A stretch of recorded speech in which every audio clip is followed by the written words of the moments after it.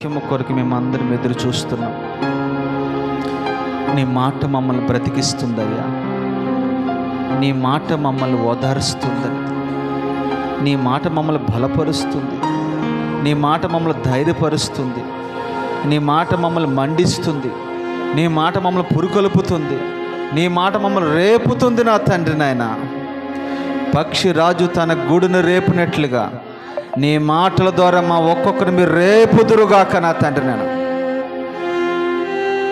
మహిమ మీరు పొందుకోండి. ఈ వర్తమానం ద్వారా మమ్మల్ని అందరినీ దర్శించండి. యేసు నామములో అడుగుచున్నాము తండ్రి, ఆమేన్, ఆమేన్, ఆమేన్. సర్వాధికారియు నిరంతర స్తోత్రార్హుడైన యేసుక్రీస్తు అతి శ్రేష్టమైన ఉన్నతమైన బలమైన నామాన్ని బట్టి మీ అందరికీ నా ప్రేమ వందనాలు తెలియజేస్తున్నాను. లైవ్లో వాక్యం వింటున్న వారికి కూడా నాకు ప్రత్యేకమైన వందనాలు తెలియజేస్తున్నాను. దయచేసి ఈ వాక్యాన్ని అందరూ వినండి, అనేక మందికి పంపించడానికి ప్రయత్నం చేయండి. ఎలాగ మనం ఇంటింటికి వెళ్ళి సువార్త చెప్పలేం, కనీసం ఈ లైవ్ ద్వారా మనం అనేక మందికి పంపించగలిగితే నీవు కొంతమందికైనా సువార్త ప్రకటించిన వాడు అవుతావు. సువార్త చెప్పేది, వాక్యం చెప్పేది నేనైనా, మాట్లాడేది దేవుడు. కనుక ఈ మాటలు మనం అనేక మందికి పంపించుదుముగాక, కనీసం ఆ పనైనా మనము చేయుదుముగాక. దేవునికి మహిమ కలుగునుగాక. మీ పరిశుద్ధమైన గ్రంథాలు తెరవండి. మొదటి కొరింథీయులకు రాసిన పత్రిక 9వ అధ్యాయము 24వ వాక్యాన్ని చదువుకుందాం. మొదటి కొరింథీయులకు రాసిన పత్రిక 9వ అధ్యాయము 24వ వచనం. పందెపు రంగమందు పరిగెత్తు వారందరూ పరిగెత్తుదురు కానీ, మళ్ళా చదువునా, పందెపు రంగమందు పరిగెత్తు వారందరూ పరిగెత్తుదురు కానీ ఒక్కడే బహుమానము పొందునని మీకు తెలియదా? అటువలే మీరు బహుమానము పొందినట్లుగా పరిగెత్తు. చాలు, ఇక్కడ రెండు విషయాలు తేటగా ఉన్నాయి. నా వైపు చూస్తే ఈ మాటలు మీరు వినండి. మనకు ఒక పందెం ఉంది. మనకున్న పందెం ఏంటంటే, ఈ లోకము నుండి పరలోకము వరకు మనము ప్రయాణమే వెళుతూ ఉన్నాం, పరిగెడుతూ ఉన్నాం. ఎక్కడి నుంచి ఎక్కడ పరిగెడుతున్నాం? మన పందెం ఎక్కడికి? లోకము నుండి పరలోకము వరకు మనము పరిగెడుతున్నాం. ఇది మనకున్న పందెం. లోకములో ఉన్న వారికి ఏమో ఒక కొన్ని కిలోమీటర్స్ వాళ్ళకి ఇస్తూ ఉంటారు. పందెపు రంగంలో అందరూ కూడా సిద్ధపడతారు, పొందుతారు. కానీ గెలిచేవాడు మాత్రం ఒక్కడే.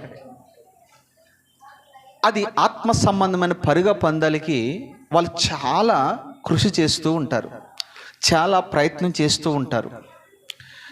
మనం ఆ రోజే పరుగ పందాల్లో పాలు పొందాలి కదా, అప్పుడే మనం వెళ్దాము అని అనుకోరు వాళ్ళు. రోజు వాళ్ళు ఏం చేస్తారంటే ప్రాక్టీస్ చేస్తారు. మీకు బాగా తెలుసు, పరుగుల రాణి అంటే ఎవరు అని అడిగితే మిమ్మల్ని టక్కుమని చెప్తారు, మీరు పీటీ ఉషా అని చెప్తారు. తర్వాత ఈ మధ్యకాలంలో ఒక ఆయన దాన్ని రీచ్ చేశాడు, ఉసేన్ బోల్ట్.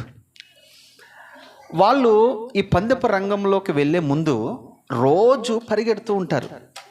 కొన్ని పదుల సంఖ్యలో వాళ్ళు పరిగెడుతూ ఉంటారు. పరిగెడుతూ ఉన్నప్పుడే ఆ శరీరము వాళ్ళు అనుకున్న రీతిగా పనిచేస్తూ ఉంటుంది. అంతే తప్ప మనము ఆ పందెపు రంగం వచ్చినప్పుడు, ఆ పోటీ వచ్చినప్పుడు అప్పుడు వెళ్దాంలే, అప్పుడు పోటీ చేద్దాంలే, మనకు బాగా పరిగెడుతూ వచ్చు కదా అని అనుకుంటే కనుక ఉసేన్ బోల్ట్ విషయంలో మనం ఈరోజు మాట్లాడుకునే పరిస్థితి లేదు. అంటే ఈ పందెపు రంగంలో పరిగెట్టే ప్రతి ఒక్కరు కూడా ప్రతిరోజు పరిగెట్టాలి. వారానికి ఒక్కరోజు పరిగెడితే కాదు, శుక్రవారం పరిగెట్టాలి. శుక్రవారం మాత్రమే కాదు, ఉపవాస కూడికలు జరిగితే పరిగెట్టాలి. ఉపవాస కూడికలు మాత్రమే కాదు, ప్రతిరోజు నువ్వు ఇంటి యొద్ద ఉన్నప్పుడు వాక్యాన్ని చదవాలి, ప్రార్థన చేసుకుంటూ ఉండాలి. నీ జీవితంలో ఇంటికాడ ఉన్నప్పుడు పరిగెట్టాలి, సంఘానికి వచ్చినప్పుడు కూడా పరిగెడుతూ ఉండాలి. అంతేగాని ఒక్కసారి వెళ్తే చాలే అని అనుకుంటే కనుక ఒక్కరోజు నన్ను ఓడిపోతావేమో ఆలోచన చేయి. ఒక్కడే బహుమానం పొందుకుంటాడట, అందరూ పొందుకోరు కదా. మరి బహుమానం పొందుకునే గుంపులో నువ్వు ఉన్నావా, లేదా ఓడిపోయే గుంపులో నువ్వు ఉన్నావా? గెలిచే గుంపులో నువ్వు ఉన్నావా, లేదా విడిచిపెట్టే గుంపులో నువ్వు ఉన్నావా? ఏ గుంపులో నువ్వు ఉన్నావు? జాగ్రత్తగా మీరు పరిశీలన చేస్తే వాక్యం వినాలి. పందెపు రంగంలో పోటీ పడే మనము ఎంత హుషారుగా ఉండాలో తెలుసా, ఎంత యాక్టివ్గా ఉండాలో తెలుసా? మందిరానికి వచ్చేటప్పుడు స్తుతించుకుంటూ పాటలు పాడుకుంటూ దేవుని మహిమపరుస్తూ మందిరానికి రావాలి. మనం ఆదివారం మందిరానికి వస్తే ఎలా వస్తామంటే మెల్లిగా నత్తనడకలేగా లేక తాబేల్లేగా మెల్లిగా నడుచుకుంటూ వస్తాం. అది ఉద్యోగానికి వెళ్ళినప్పుడు ఎంత వేగంగా పరిగెడతారో తెలుసా మీరు? లేకపోతే అక్కడ ఊరుకోడవాడు, ఇక్కడ ఎవరేమన్నారు కదా, ఇక నేనేం అనకపోవచ్చు, కానీ ఒకరోజు నువ్వు ఓడిపోతావు, జాగ్రత్త. ఎలా పరిగెడుతున్నావు? పరిగెట్టే నీవు బహుమానం కొరకు పరిగెట్టగలుగుతున్నావా, లేదా ఏదో పరిగెట్టాలని పరిగెడుతున్నావా? ఒకటి, కొన్ని విషయాలు మీరు మనసులో ముద్రించుకోండి. ఈ పందెపు రంగంలోకి వచ్చిన ప్రతి ఒక్కరు కూడా, లేదా యుద్ధ భూములకు వచ్చిన ప్రతి ఒక్కరు కూడా యుద్ధం చేస్తూ ఉండాలి. యుద్ధం చేయని వాడు దండిపాలెంలోకి రాకూడదు, వెలుపట ఉండాలి. యుద్ధ భూములకు వచ్చిన తర్వాత ఎప్పుడు నీకు పరుగు పందెం ప్రారంభమవుతుందో తెలియదు కనుక నువ్వు ఎప్పుడు సిద్ధంగా ఉండాలి. ఒకటి, విశ్వాసంతో నువ్వు పరిగెట్టాలి. 2, ఓపికతో నువ్వు పరిగెట్టాలి. 3, గురి యొద్దకే పరిగెట్టాలి.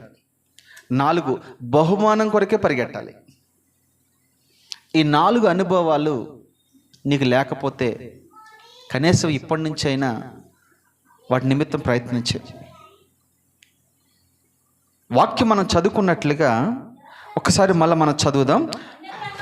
పందెపు రంగమందు పరిగెత్తు వారందరూ పరిగెత్తుదురు కానీ ఒక్కడే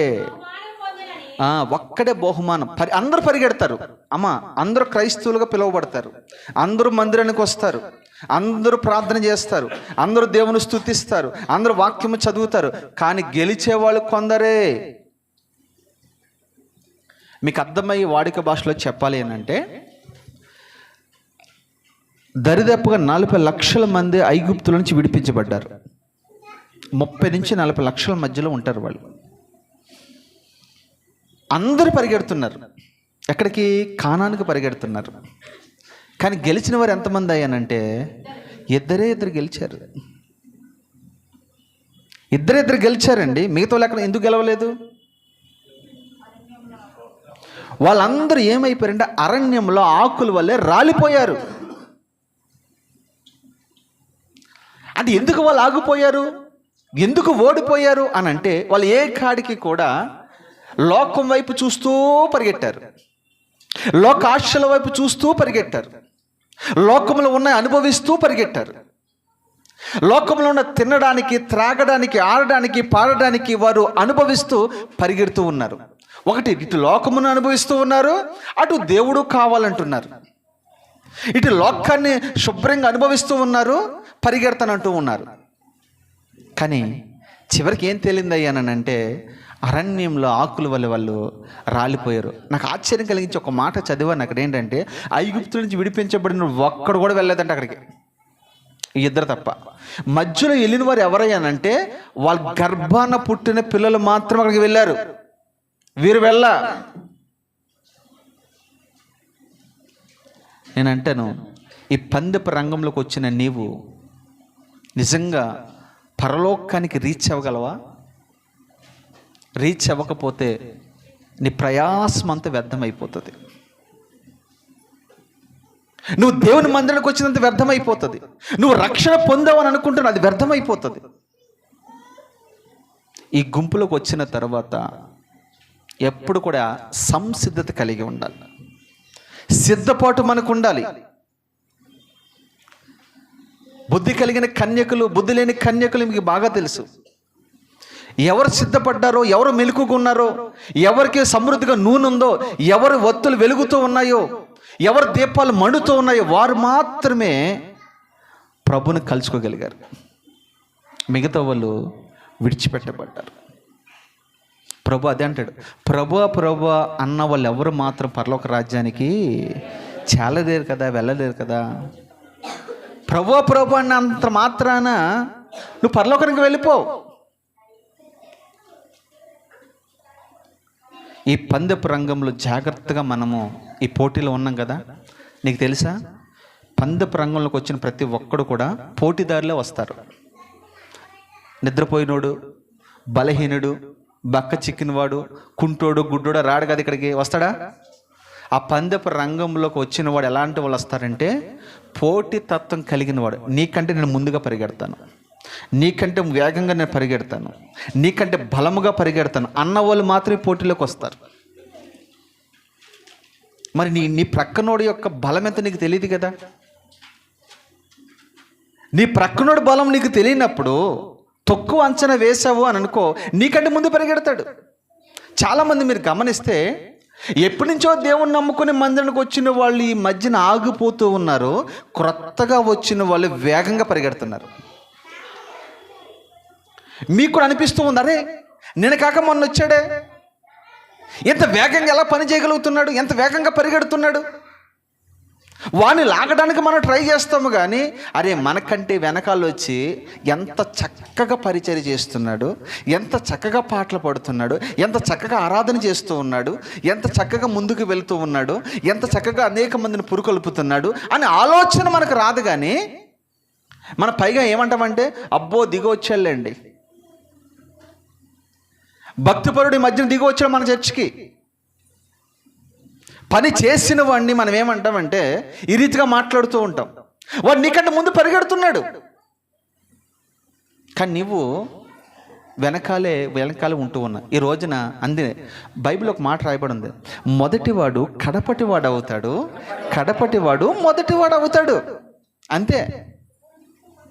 లోకల భాష ఏంటి, మేళ్ళ వాళ్ళు అవుతే ఇది బాగా చెప్తారు మీరు, ఇది చెప్పండి కదా. కానీ బైబిల్ భాష ఏమంటుందంటే మొదటివాడు కడపటివాడు అవుతాడు, కడపటివాడు మొదటివాడు అవుతాడు. అంటే ఒక్కసారి నెమ్మదిగా కూర్చుని మీరు ఆలోచన చేయండి, నీకంటే వెనకాల వచ్చిన వాళ్ళు ఎంత వేగంగా పరిగెడుతున్నారు. ఎందుకు ఆ ఆసక్తి నీలో లేకపోవాలి, ఆ పట్టుదల నీలో ఎందుకు లేకపోవాలి? వాళ్ళని చూసి వీళ్ళని చూసి ఏడవడం కాదు, మనం ముందుకు పరిగెడుతున్నామా లేదా. ఒకవేళ నువ్వు పరిగెట్టలేకపోతున్నావంటే దేంట్లోనూ నువ్వు చెక్కబడి ఉన్నావు. నేను మిగతా విషయాలన్నీ చదివినప్పుడు మీకు ఇది తేటంగా అర్థమవుతుంది. నేను చెప్పే దాంట్లో మీకు ఎంత నిజం ఉందో, ఎంత నిజంగా మీరు అందులో ఉన్నారో మీకు అప్పుడు అర్థమవుతుంది. నెంబర్ 1, ఈ రంగంలో మనం ఉన్నాం. ఏ రంగంలో? పోటీ రంగంలో. ఈ పోటీ రంగంలోకి వచ్చిన తర్వాత నువ్వు వెనక్కు చూసినా ప్రక్కకు చూసినా ఓడిపోతావు. ఒకటే, పందెపు రంగంలోకి వచ్చిన ప్రతి ఒక్కడు జాగ్రత్తగా నా మాటలు విన, విలువైన విషయాలు మీకు చెప్తా. గురి ఒకటి ఉండాలి, నీకు గురి ఉండాలి. 2 దర్శనం ఉండాలి. 1 గురి, 2 దర్శనం, 3 పట్టుదల మనకు ఉండాలి, 4 అలసిపోకుండా పరిగెట్టే వరకు మనం ఉండాలి. చదువుకున్న దాంట్లో తర్వాత భాగం చదువునా, మీకు తెలియదా? అటువలనే చూడండి, మన పరిగెట్టేది ఎలా పరిగెట్టాలి, దేని కొరకు పరిగెడుతున్నాం మనము? బహుమానం కొరకే కదా. ఇప్పుడు అందరూ మనం ఎందుకు చర్చకొచ్చాము? అందరం ఎందుకు మారు మనసు పొంది రక్షణ పొంది సంఘంలో చేర్చబడ్డాము? ఈ పందెపు రంగంలో మనం అందరం ఎందుకు పోటీగా ఉన్నాము అని అంటే మనందరిని అడిగితే ఒక మాట అంటారు, అయ్యా ఏ విధము చేతనైనా నేను బహుమానం పొందుకోవాలి, బహుమానం కొరకే నేను పందెపు రంగంలో అడుగు పెట్టాను అని మీరు ఖచ్చితంగా బలగుద్ది చెప్తారు. బహుమానం వద్దు, ఊరిన పరిగెడతాకు వచ్చానని ఎవరైనా ఉన్నారా? ఉంటే చెప్పండి. మరి మీకు అందరికీ బహుమానాలు కావాలా వద్దా? మరి అందరికీ బహుమానాలు కావాలన్నప్పుడు మనం ఎలా పరిగెట్టాలి? పరిగెట్టే విషయంలో మనకేముండాలి? మళ్ళా చెప్తున్నారు, పరిగెట్టేవాడికి కావాల్సింది ఏంటంటే ఆత్మీయ బలం, శరీర సంబంధమైన బలం కాదు, ఆత్మీయ బలం మనకు ఉండాలి. పోయిన వారం అంత ముందు వారం ఒక మాట చెప్పాను, మనం బలహీన పడిపోవడానికి కారణం ఏంటంటే మన ఆత్మకి ఏమి లేదు, బలము లేదు. పరిశుద్ధాత్మ బలము, వాక్యం అనే బలము, ప్రార్థన అనే బలము, విశ్వాసం అనే బలము, ఈ 4 బలాలు మనలో ఉంటే తప్ప గురి యొద్దకు నువ్వు పరిగెట్టలేవు.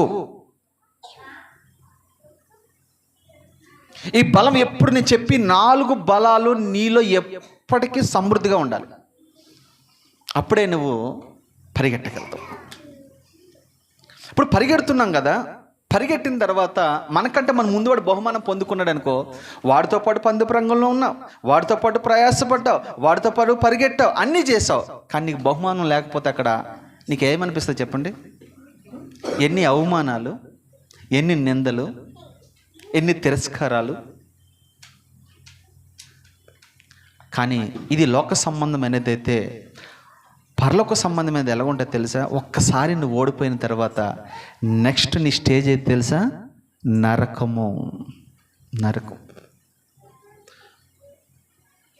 మళ్ళా పోటీలో నేను పాలు పొందుతాననే పరిస్థితి అక్కడ ఉండదు. ఇక మీకు తెలుసా అది? మనిషికి ఒకే ఒక జీవితం, 2 జీవితాలు లేవు. సెకండ్ టైం అవకాశం ఉందనుకుంటున్నారా ఏంటి? ఏమన్నా ఉందా? చాలామంది ఉందనుకుని ఈసారి కదా నెక్స్ట్ సారి చేసుకుందాం అనుకుంటున్నారేమో. ఈసారి ఓడిపోయాం కదా నెక్స్ట్ టైం మళ్ళీ ప్రయత్నం చేస్తారేమో అనుకుంటున్నారేమో. నీకు తెలుసా, మనిషి యొక్క జీవితము ఒక్కటే, ఒకే జీవితము. ఈ ఒక్క జీవితములోనే నువ్వు సద్వినియోగం చేసుకోవాలి. ఈ జీవితాన్ని సరైన రీతిలో మలుచుకోవాలి. ఈ జీవితాన్ని బట్టే నువ్వు పరలోకానికి వెళతావా నరకానికి వెళతావా అనేది డిసైడ్ చేసుకోవాల్సింది నీవే. రెండో జీవితం లేదు. రెండో జీవితం ఉందనుకున్నాడు ధనవంతుడు, మళ్ళీ వెళ్తానయ్యా అని అన్నాడు. ఇక్కడికి వచ్చిన వారు పొరపాటు మళ్ళీ బయటికి వెళ్ళడానికి అవకాశం లేదు, అవకాశం లేదు. అంటే రెండో జీవితము. కుక్కలాగా పుడతామో నక్కలాగా పుడతామో, మీరు బాగా దేని ప్రేమిస్తామో దానిలా పుడతామని అనుకోవద్దు. అలాంటిది ఏమి లేదు. ఎంత మాయ మాటలు ఇవన్నీ. ఒక్కసారి చనిపోయిన తర్వాత 2 అనుభవాలు నీకు, నరకమా పరలోకమా. ఈ విలువైన జీవితాన్ని ప్రాణం ఉండగానే నీవి పందెపు రంగంలో ముందుకు వెళ్ళాలని ఒక దైవజనుడిగా నా చేతులు జోడించి మరలా చెప్తూ ఉన్నాను. ఈ జీవితం ఎంతకాలం ఉండదు. కాలము సంకోచితమవుతూ ఉంది. కాలం కంటే ముందుగా నువ్వు పరిగెట్టేవాడుగా ఉండాలి. పరిస్థితుల కంటే ముందుగా పరిగెట్టేవాడుగా ఉండాలి. ఆలోచన చేయి. బహుమానం కొరకు పరిగెడుతున్నావు కదా, బహుమానం కొరకు పరిగెట్టేవాడికి అత్యాసక్తి ఉంటుంది. ఆసక్తి కాదు, ఏముంటుంది? అత్యాసక్తి. ఆసక్తి వేరు, అది. ఇప్పుడు మనలో ఏముండాలి? అత్యాసక్తి ఉండాలి. అత్యాసక్తి ఉన్నవాడు ఏం చేస్తాడు తెలుసా? ఎప్పటికప్పుడే పరిగెట్టడానికి సిద్ధపడుతూ ఉంటాడు. 2 విషయాలు మీరు విన్నారు. 1, పందెపు రంగంలోకి మనం వచ్చాము. 2, గురి యొద్దకు మన బహుమానం కొరకు పరిగెట్టే అనుభవాలు. 2 అనుభవాలు. నెంబర్ 3 తర్వాత చదువు. మరియు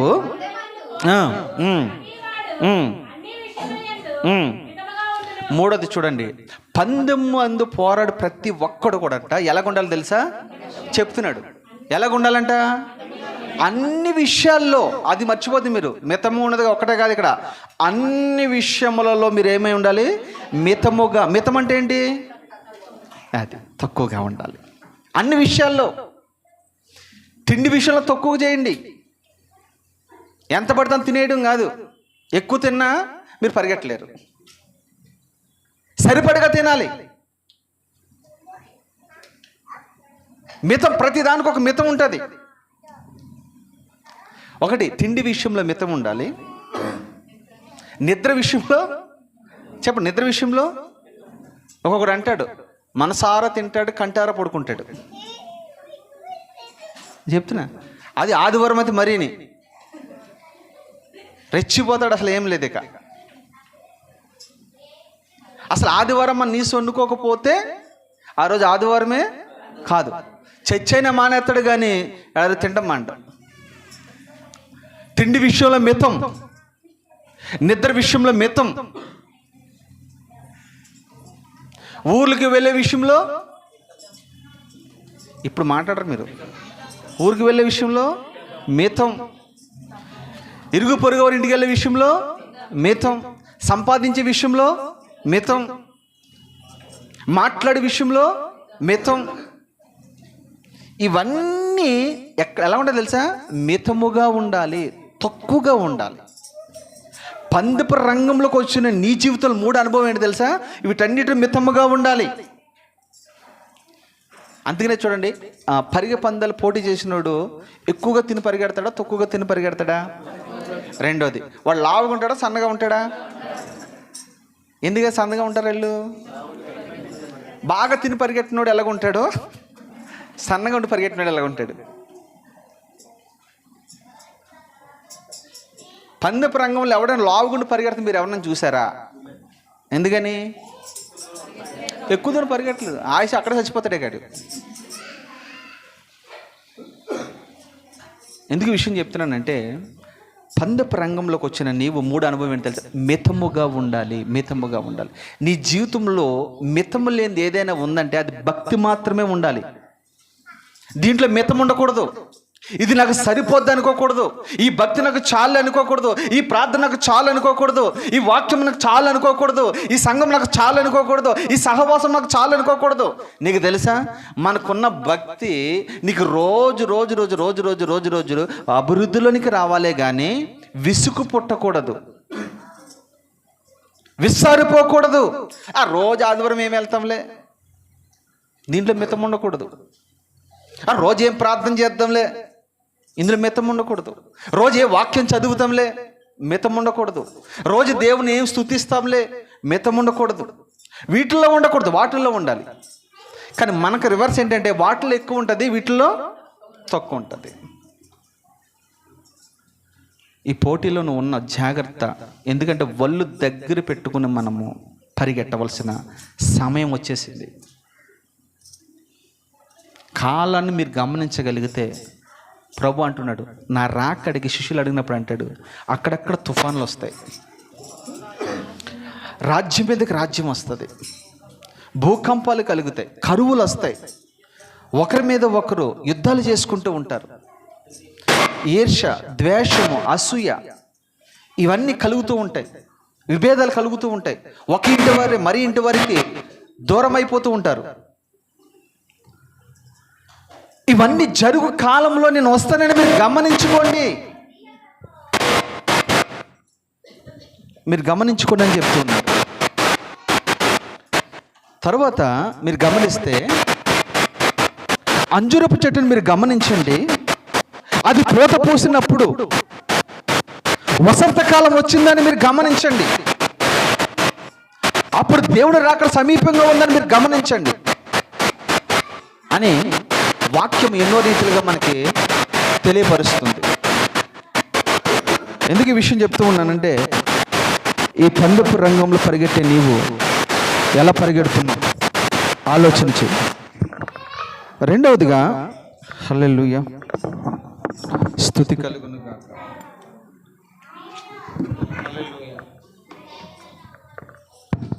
స్తుతి కలుగును గాక. Okay, right. దాని తర్వాత మాట చదువునన్న, వారు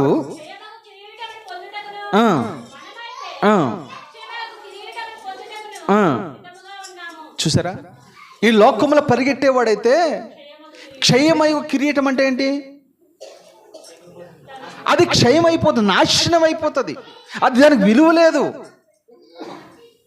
కానీ నువ్వు పరిగెట్టే పందెంలో నీకు ఇచ్చే కిరీటం మాత్రము అక్షయమయ కిరీటము అంటే అర్థం ఏంటంటే, వాడబారని కిరీటం, అది విలువైన కిరీటం. అది ఆ కిరీటము నువ్వు పొందుకుంటే అది ఎక్కడ మాసిపోవడం కానీ, పాడైపోవడం కానీ, వాడబారడం కానీ అది ఉండనే ఉండదు. క్షయమైనది వేరు, అక్షయమైనది వేరు. అక్షయమైనది సజీవమైనది అని అర్థం. బలమైనదని అర్థం, విలువైనదని అర్థం. అది నీవు పొందుకోవాలని నా ప్రభు ఇష్టపడుతూ ఉన్నాడు. ఈ పందెపు రంగంలో పరిగెడుతున్నా కదా, ఊరికనే కాదు, నీకు బహుమానం నేను ఇస్తాను. బలా నమ్మకమైన మంచి దాసుడా అని నీకు దేవుడు నీతి కిరీటము లేదా మహిమ కిరీటము నీ తల మీద ఆయన పెట్టబోతూ ఉన్నాడు. ఈ లోకంలో అయితే అధికారులు ముందు పెడతారేమో, కానీ నా ప్రభు నువ్వు పందెంలో గెలిస్తే గనక నీ కిరీటం పెట్టేటప్పుడు అక్కడ ఎంతోమంది పరిశుద్ధులు, ఎంతోమంది నీతిమంతులు, అక్కడ దేవదూతల పరివారం ఉంటారు, కెరూబులు ఉంటారు, శరాబులు ఉంటారు, తండ్రి అనే దేవుడు ఉంటాడు, కుమారుడు క్రీస్తు ఉంటాడు, పరిశుద్ధాత్మ దేవుడు ఉంటారు. అందరు ఎదుట నిన్ను సన్మానించబోతూ ఉన్నాడు. మనం 10 మంది పాట పాడితేనే మనం ఎంతో గొప్ప అనుకుంటాం, 10 మంది ముందు వాక్యం చెప్తే గొప్ప అనుకుంటాం. కానీ పందెంలో నువ్వు గెలిస్తే గనుక పరలోకమంతా చూచేటట్టుగా నా దేవుడు నిన్ను ఘనపరచునుగాక. అలాంటి గొప్ప అవకాశం పోగొట్టుకుందామా? నీ కిరీటం పెడుతున్నప్పుడు పక్కనే అబ్రహాం ఉంటాడు, ఇస్సాకు ఉంటాడు, యాకోబు ఉంటాడు, దావీదు ఉంటాడు, పౌలు ఉంటాడు. పౌలు అదే అన్నాడు, ఈ పందెపు రంగంలో పరిగెట్టి నాకు బహుమతి పొందినట్లుగా నా వాళ్ళు ఎవరు పరిగెడతారు వారు కూడా ఖచ్చితంగా బహుమానం పొందుకుంటారు. నాకు ఒక్కరికే కాదు, మీరు కూడా పొందుకుంటారని చెప్పాడు. ఈ అనుభవాలు మీరు రాసుకోండి. తర్వాత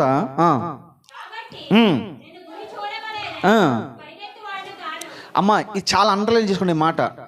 పౌలు అంటున్న మాట ఏంటంటే, గురి చూడని వాడి వల్లే నేను పరిగెట్టట్లేదు. అమ్మా, మీకు అర్థమైంది మాట? మనం పరిగెడుతున్నాం కదా, గురి చూసి పరిగెడుతున్నామా, గురి చూడకుండా పరిగెడుతున్నామా? గురి చూసి పరిగెడుతున్నామా? నిజంగా పరిగెడుతున్నామా? గురి లేకుండా పరిగెడుతున్నామా? ఏదో పరిగెట్టాలని పరిగెడుతున్నావా? అందరూ వెళ్తున్నారు, మనం కూడా వెళ్ళాలనుకుంటున్నావా? అందరూ చర్చికి వెళ్తున్నా, మనం వెళ్ళాలి, ఇది రోజు ఆదివారం కాబట్టి.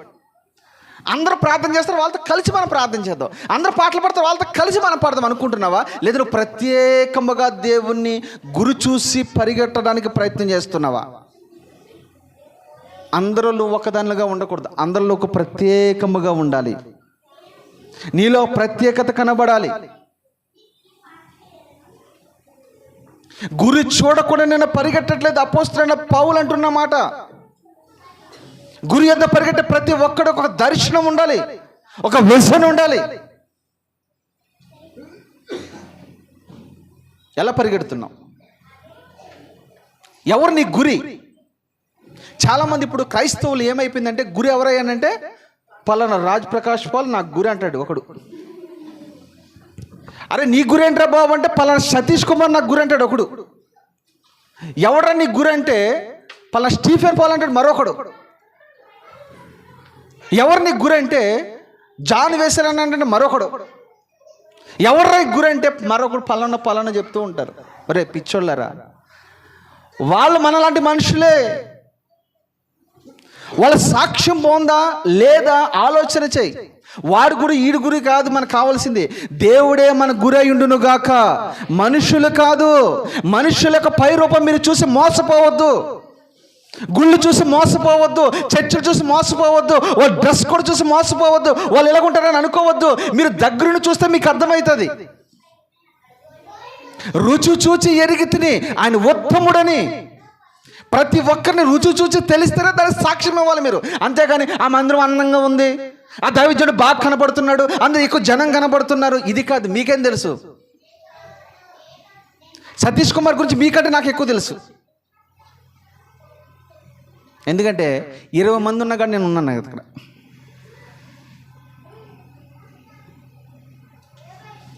ఇంకా వాళ్ళ పేర్లు నేను చెప్పను, లైవ్లో వాళ్ళు కూడా వింటారు కాబట్టి చెప్తున్నా. వాళ్ళు దూరం నుంచి మీరు చూసి మోసపోతున్నారు. అందుకనే లోకంలో ఒక సామెత ఉంటుంది, దూరపు కొండల నున్నగా ఉంటాయి, దగ్గరికి వెళ్ళి చూస్తే దాంట్లో రాళ్ళు రప్పలు ఉంటాయి. ఈ రోజుని ఎవరిని గురి పెట్టుకుంటున్నావు? మనుషుడు అందరూ కూడా బలహీనులే, నీతిమంతుడు లేడు, ఒక్కడు లేడు. అందరూ పాపము చేసి దేవుడు అనుగ్రహించిన మహిమను పొందలేకపోతున్నారు. నీతిమంతుడు లేడు, పరిశుద్ధులు లేడు, యథార్థవంతులు లేడు. వీళ్ళందరూ కూడా మాయగా ఉంటూ ఉన్నారు. వాళ్ళ గురిగా కాదు నువ్వు పెట్టుకుని, వాళ్ళు పెట్టుకున్నావా వాళ్ళు ఎక్కడ ఆగిపోతావు, నువ్వు కూడా అక్కడ ఆగిపోతావు. మనుషులు గురుగా పెట్టుకుంటే వాళ్ళు ఎక్కడి వరకు ఆగిపోయారు, నువ్వు అక్కడ ఆగిపోతావు. అదే దేవుని గురుగా పెట్టుకుంటే చివరి వరకు వెళ్ళిపోతావు, నువ్వు లాస్ట్ వరకు వెళ్ళిపోతావు, నువ్వు పరలోకానికి వెళ్ళిపోతావు నువ్వు. నేను అంటాను, పౌలు తనకంటే ముందు భక్తి పరులు లేరా అమ్మా? పౌలు కంటే ముందు భక్తి పరులు ఉన్నారు లేదా? ఒక మాట అనొచ్చు కదా, పౌలు అపోస్తున్న పేతురుని ముందుగా పెట్టుకోవచ్చు కదా, ఎందుకంటే సంఘానికి పెద్ద అతను, రెండోది అపోస్తులందరికంటే పెద్దవాడు, మూడోది ప్రభు బాధ్యతలన్నీ అతనికి అప్పచెప్పాడు కదా. నేను అంటాను, ఈ పౌలు మెప్పు కొరకు, ఘనత కొరకు, పేరు కొరకు, వాడుకోవడానికి కొరకు అతనే పెట్టుకోవచ్చు కదా. దాని ముందు సమయాలను పెట్టుకోవచ్చు కదా, దావీదుని పెట్టుకోవచ్చు కదా, నోవాని పెట్టుకోవచ్చు కదా, ఆనోకుని పెట్టుకోవచ్చు కదా. ఎందుకు పెట్టుకోలేదు ఎవరిని? నేను కూడా అపోస్తులైన పౌలు తెలుసా మీకు? ఏ మనుషుడు కూడా నమ్మదగిన వాడు కాడు, ఏ మనుష్యుడు కూడా నమ్మదగిన వాడు కాదు. ఏ సహోదరుని మీరు నమ్మొద్దు, వాక్యం బోధించే నన్నైనా మీరు నమ్మొద్దు. మళ్ళా చెప్తున్నా, పై వేషాన్ని చూసి మీరు మోసపోవద్దు. నీ గురి, నీ దర్శనం నా ప్రభు ఉండును గాక. ప్రభు అంటాడు, నాలో మచ్చ, డాగు, ముడత ఉందని ఎవడైనా నిరూపించగలరా? సవాలు విసిరిన దేవుడు. అలాంటి దేవుడు కదా నువ్వు గురుగా పెట్టుకోవాల్సింది. మనుషులు పెట్టుకుంటున్నావా, ఓడిపోతావు జాగ్రత్త. మనుషులు గురుగా పెట్టుకుంటున్నావా, సిగ్గుపాలవుతావు జాగ్రత్త. మనుషులు గురుగా పెట్టుకుంటున్నావా, విడిచిపెట్టబడతావు జాగ్రత్త. దేవుని మనం గురుగా పెట్టుకుందాము గాక. గుర్రాన్ని మీరు గమనిస్తే పందెపు రంగంలో ఉన్న గుర్రమే కావచ్చు, లేకపోతే యజమానుడు వాడుకునే గుర్రమే కావచ్చు, దానికి మొట్టమొదటి ఏం చేస్తాడంటే కళ్ళకి గంత కడతాడు. ఎందుకు తెలుసా? అటు ఇటు చూడకుండా గురి యొద్దకి వెళ్తుంది అది. నీవు ఈ పందెపు రంగంలో ఉన్నప్పుడు నువ్వు కూడా గంత కట్టుకోవాలి, నోటికి చిక్కం పెట్టుకోవాలి, కంటికి గంతం ఉండాలి, నోటికి చిక్కం ఉండాలి, కాళ్ళకి ఏముండాలి? స్వార్థాల వలనైనా సిద్ధ మనసు అనే జోళ్ళు తొడుక్కోవాలి ఈ రంగంలో పరిగెట్టేవాడికి. మళ్ళా చెప్తున్నాను, కళ్ళకి ఏముండాలి చెప్పండి? ఎందుకు ఉండాలి? ఒకటి, అటు ఇటు చూడొద్దు. అటు ఇటు చూసావా పడిపోతావు, అటు ఇటు చూసావా ఓడిపోతావు. పేతురు ఎలాగే ప్రభు ఎదురుగా ఉన్నాడు, సముద్రం మీద నడవాలని ప్రయత్నం చేస్తూ ఉన్నాడు. ఆయన చూసినంతసేపు అది సముద్రమా, లేకుంటే నదా, లేదా కాలువనా, లేకపోతే రోడ్డా, సిమెంట్ రోడ్డా, తార్ రోడ్డా చూడలేదు. ఇక చూసి పరిగెట్టేశాడు. ఎప్పుడైతే కొంత దూరం వెళ్ళిన తర్వాత ఏమనిపించిందో నాకు తెలియదు, కానీ ప్రక్కకు చూడటం మొదలెట్టాడు. ప్రక్కకి ఎప్పుడైతే చూశాడో మునిగిపోతూ ఉన్నాడు.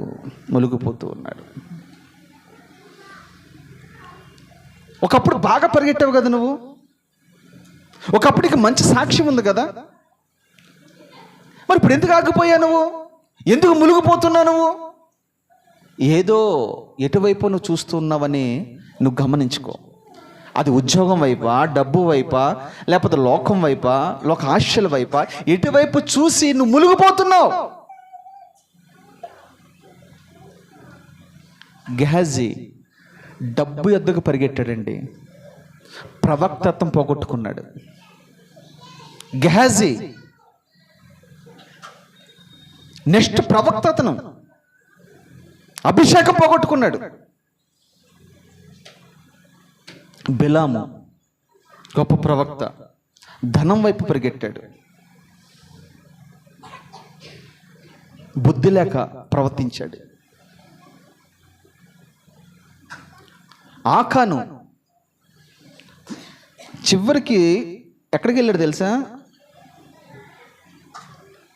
పరలోకానికి దగ్గరికి వెళ్ళిపోయాడు, కానీ ఆ ధనాన్ని వైపు పరిగెట్టాడు, పరలోకాన్ని పోగొట్టుకున్నాడు. ఇలా చెప్పుకుంటూ పోతే ఎంతోమంది గురి విడిచిపెట్టి అటు ఇటు తిరుగుతూ ఉన్నారు. సౌలుకి గురి వదిలిపెట్టి ఎటు పరిగెడుతున్నాడు తెలుసా? దావీదు వైపు పరిగెడుతున్నాడు. ఇది ఒక జబ్బు ఉంటుంది కొంతమందికి. నేను ఇందాక అదే చెప్పాను, నీ గురి నా గురి ఎవరు ఎలాగైనా ఉండవండి, నీకు అనవసరం. చర్చికి వాళ్ళు వచ్చారా వీళ్ళు వచ్చారా అని నీకు అనవసరము. నువ్వు ఒక్కదానివే ఈ పోటీలో ఉన్నావని గుర్తుపెట్టుకో. ఈ పోటీ నీకే, నీకు నీవే పోటీ. ఒకవేళ నీతో పాటు వచ్చినోడు కొంత దూరం రావచ్చు, తర్వాత ఆగిపోవచ్చు. వాళ్ళతో నీకేంటి? అవునా కదా? ఇప్పుడు వాళ్ళు వస్తే నేను వస్తాను, వాళ్ళు రాకపోతే నేను రాను, వాళ్ళు రాకపోతే నాకు ఉద్యోగం రావట్లేదు, వాడు నరకన పోతావు, నువ్వు కూడా పోతావా? వాడు ఆ మంటలో డ్యాన్స్ చేస్తాడు, నువ్వు కూడా వేస్తావు అందులో? డ్యాన్స్ అక్కడ ఉంటుంది, ఇక్కడ కాదు. డ్యాన్స్ ఎక్కడ ఉంటుంది మనకి? అక్కడ నరకంలో. ఆడు కాలుతూ ఉంటే డ్యాన్స్ చేస్తూ ఉంటాడు, ఇలాగ చేతులు ఊపుతూ ఉంటాడు, కాళ్ళు ఊపుతూ ఉంటాడు, కేకలు వేస్తూ ఉంటాడు. అక్కడ డ్యాన్స్ బాగుంటుంది. నేను ఇవన్నీ కూడా మీకు ఎంత విడమర్చి ఎందుకు పరిశుద్ధాత్మకుడు మీతో మాట్లాడుతున్నాడో తెలుసా? ఇప్పుడైనా మేల్కోండి. గురువు వైపు ఎవరిని గురి పెట్టుకోవద్దు. సేవకు లేక బట్టలు కుట్టించుకోవటం, సేవకు లేక చెప్పులు వేసుకోవటం, రే బాబు ఇదంతా దెయ్యము మనల్ని భ్రమపరుస్తుంది. మరి సేవకుడు చిన్న రూమ్లో ఉన్నాడు కదా, మీరు కూడా చిన్న రూమ్లో ఉండండి. అదొద్దు.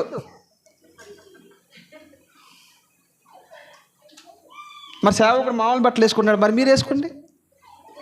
సేవకుడు క్రిస్మస్ బట్టలు కొనుక్కోలేదు, మరి మీరు కూడా కొనుక్కోకుండా ఉండండి. అవి అయితే కావాలా? ఇక్కడైతే అన్నలాగా వాడబడాల, అన్నలాగా మాట్లాడాల, అన్నలాగా ఇంకోటి చేయాల. మీకు జడిసే కొన్ని చేయట్లేదు నేను.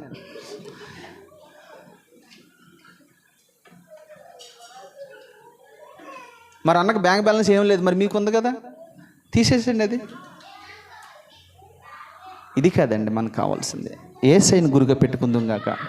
గురు యొద్దకి గురు లేని వారుగా పరిగెడుతున్నారు చాలామంది. అమ్మా, గురువు ఉన్నవాడిగా పరిగెడుతున్నావా, లేనివాడిగా పరిగెడుతున్నావా? గురి ఒకటి నీకు ఉండాలి. అది ఏ గురి అయి ఉండాలి తెలుసా? పరలోకపు గురి అయి ఉండును గాక. పరలోకము వరకు కూడా ఆనొక గురు ఉందండి. ఆనొక ముందు ఎవరిని పెట్టుకున్నాడు తెలుసా? యేసయ్యని పెట్టుకున్నాడు. తెలుసా మీకు? యేసయ్యని పెట్టుకున్నాడు. యేసయ్యని పెట్టుకుని ప్రతిరోజు యేసయ్యని చూస్తూ పరిగెడుతున్నాడండి. అందుకనే ఆనొక ఎక్కడికి వెళ్ళిపోయాడు తెలుసా? ఆనొకు దేవునితో నడిచెను అని మాట రాయబడింది కదా. నేనంటాను ఆనొకు దేవుని చూస్తూ నడిచాడండి. ఒకవేళ యేసయ్య లేకపోతే ఆనొకు కూడా ఓడిపోయేవాడే, ఆనొకు కూడా విడిచిపెట్టబడేవాడు. మన గురి ఎవరంటే మన ముందు మన దేవుని పెట్టుకుందాము గాక, క్రీస్తుని పెట్టుకుందాము గాక, క్రీస్తులాగా మనం మాట్లాడదాము గాక, క్రీస్తులాగా మనం ప్రార్థన చేయదము గాక, క్రీస్తులాగా మనం పరిచర్య చేయదము గాక, క్రీస్తులాగా మనం ఆత్మలు సంపాదించదము గాక. అలు పెరగక నా ప్రభు పరిగెట్టాడు. ఒక్కరోజు కూడా విశ్రాంతి తీసుకోలేదు ఆయన. ఆకాశకు పక్షులను మీరు గమనించండి, వాటికి అయినా గూళ్ళు ఉన్నాయేమో కానీ, నక్కల గురించి మీరు గమనించండి, బొరీలు ఉన్నాయేమో కానీ, మనిషి కుమారుడు తలవాల్చుటకు స్థలము లేదు. నా ప్రభు అలు పెరగక పరిగెట్టాడు. ఇచ్చిన పనిలో నమ్మకంగా ఉన్నాడు, నమ్మకంగా పరిగెట్టాడు, తన పనిని ముగించాడు. తండ్రితో ఒక మాట, అయ్యా నువ్వు నాకు అప్పగించిన పని నేను సంపూర్తి చేశా. నేను అంటాను, ఈ పందెపు రంగంలో నీకు ఇచ్చిన పనిని సంపూర్తి చేస్తున్నావా? దసరా సెలవులతో వెళ్ళిపోతాం మనం, గురి ఇటు ఉంటుంది మనది. ఇప్పుడు మళ్ళీ ఏమొచ్చింది పండుగ? ఇప్పుడు సంక్రాంతి, అది మన పండుగ కాదు, అయినా సంక్రాంతి వచ్చినాయి, నీకు గురి ఎటు ఉంటుంది? ఊరికి. ఇటు వెళ్ళిపోతాం మనం. క్రిస్మస్ వస్తేమో అటు వెళ్ళిపోతాం, సంక్రాంతి వస్తేమో ఇటు వెళ్ళిపోతాం, బతుకమ్మ పండుగ వస్తేనేమో అటు వెళ్ళిపోతాం. ఏది మనం విడిచిపెట్టాం. మనం అన్ని చోట్ల తిరుగుతూ ఉంటాం మనం. నేనంటే అన్ని చోట్ల తిరిగినోడు గురేముంటుంది అమ్మా? అన్ని చోట్ల తిరిగినోడు గురేముంటుంది? గురువున్న వీటి జోలికి వెళ్ళడు, వాటి జోలికి వెళ్ళడు. మీరు గమనించండి. మొదటి అంశం మీకు అర్థమైంది. నెంబర్ 2, సామెతల గ్రంథము 4:25.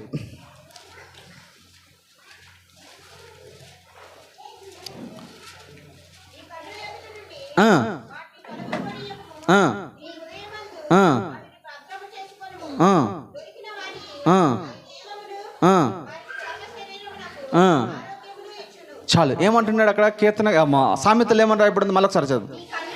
నీ కన్నులు అబ్బా ఇటు అటు చూడక, అమ్మ సరిగ్గాను అమ్మ చాలా, ఈ 2 విషయాలు చాలు, మీరు 2 విషయాలు అండర్లైన్ చేసుకోండి. నెంబర్ 1, ఎలా చూడాలి మనమంట? అటు ఇటు చూడొద్దు, సూటిగా చూడాలి. కొంతమంది చూపు ఎలాగుంటుందో తెలుసా మీకు? అప్పుడప్పుడు చెప్తూ ఉంటాను కదా, నేల చూపులు గళ్ళు ఉంటారు, పక్కల చూపులు గళ్ళు ఉంటారు, వంకర చూపులు గళ్ళు ఉంటారు. వాడు ఇక్కడే చూస్తాడు కానీ మొత్తం అంతా గమనించాడు ఒక్కొక్కడు. వాడికి తలంతా ఉంటాయి. తర్వాత వార చూపులు ఉంటాయి. కొంతమంది కులుకుతూ నడుస్తూ ఉంటారు. కొంతమందికి విష చూపు ఉంటుంది. బైబిల్లో ఉన్న మాటలు అన్నీ. వార చూపు ఉంటుంది, విష చూపు ఉంటుంది, మెరచాచు చూపే చూపులు కూడా ఉంటాయి, గర్వపు చూపులు కూడా ఉంటాయి. ఉండవా? ఒక్కొక్కడు చూపులతో చంపేస్తాడు, ఒక్కొక్క ఆమె చూపులతో చంపేస్తుంది. చూపులతో చంపేసేటోళ్ళు లేరండి? అలా రోడ్డు మీద వెళ్తే చంపేస్తుంది వాడిని. వాడు ఎంత ఎక్కడ పడిపోతాడు, ఇంకా ఆమె వచ్చినాక మళ్ళీ లెగలేడు, మళ్ళీ ఇదే ప్రాంతంలోకి వచ్చిందని లెగిస్తాడు. కొంతమంది చూపులతో చంపేసేటోళ్ళు ఉంటారు. ఎన్ని చూపులు ఉన్నాయి చూడండి. ఈ చూపులు కాదు, ఈ వంకర చూపులు ఈ నిన్ను పడగొట్టే చూపులు నిన్ను పాడు చేసే చూపులు కానీ నీ చూపు ఎలాగుంటుంది తెలుసా? స్ట్రైట్గా ఉండాలి. స్ట్రైట్, నిదానముగా, తిన్నగా ఉండాలి. ఒకప్పుడు యాకోబు ఇలా వంకరగా చూసేవాడు. ఎప్పుడైతే తొడగూటి మీద దేవుడు కొట్టాడో, చెప్పాను కదా మీకు ఒకసారి మొత్తం మనంలో, యాకోబులో ఏ వంకరతనము ఉందా? ఏ వంకరతనం లేదు, ఏ దోషము లేదు. అందుకని ఇజ్రాయేలుడిగా మార్చబడ్డాడు. మనలో వంకరతనం ఉండకూడదు, ఏ దోషం ఉండకూడదు, ఏ పాపం ఉండకూడదు. స్ట్రైట్గా మనం చూసేవాడిగా ఉండాలి.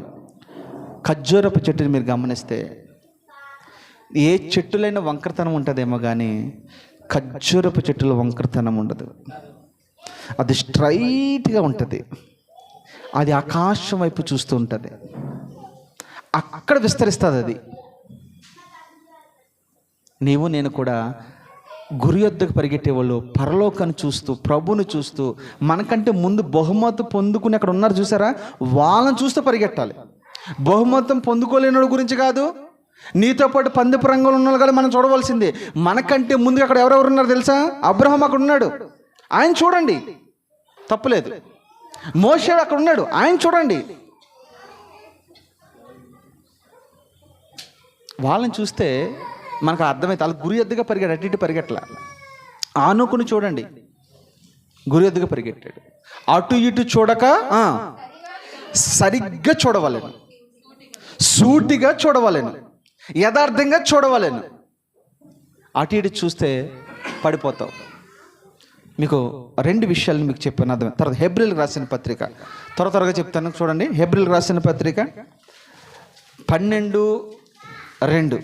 హెబ్రీలకు రాసిన పత్రిక 12:2.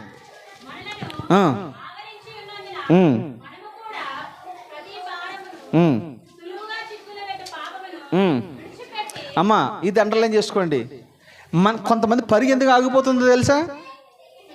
కొంతమంది ఎందుకు పరిగె ఆగిపోతుందో తెలుసా? చెప్పాలి మీరు. ఎందుకు ఆగిపోతుంది పరుగు? సులువుగా చిక్కులు పెట్టు పాపముల వలన కొంతమంది పరుగు ఆగిపోతుంది.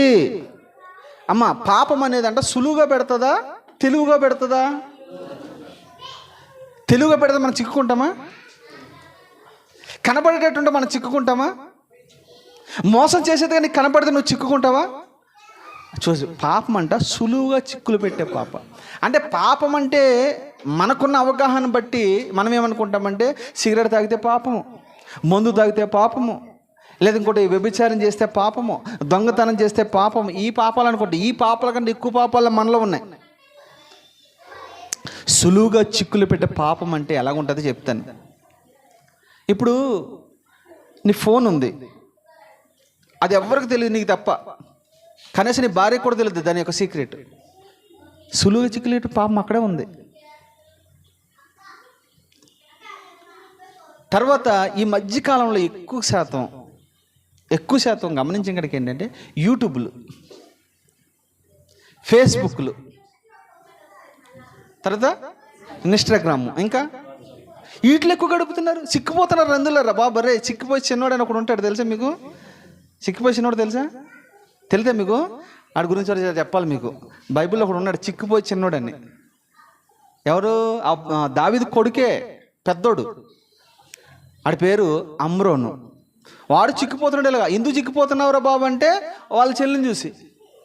ఒకడేమో చెల్లిని చూసి చిక్కిపోతున్నాడు, ఒకడేదో అమ్మాయిని చూసి చిక్కిపోతాడు, ఒకడేమో ఫోన్ చూసి చిక్కిపోతాడు, ఒకడేమో యూట్యూబ్లు చూసి చిక్కిపోతున్నాడు.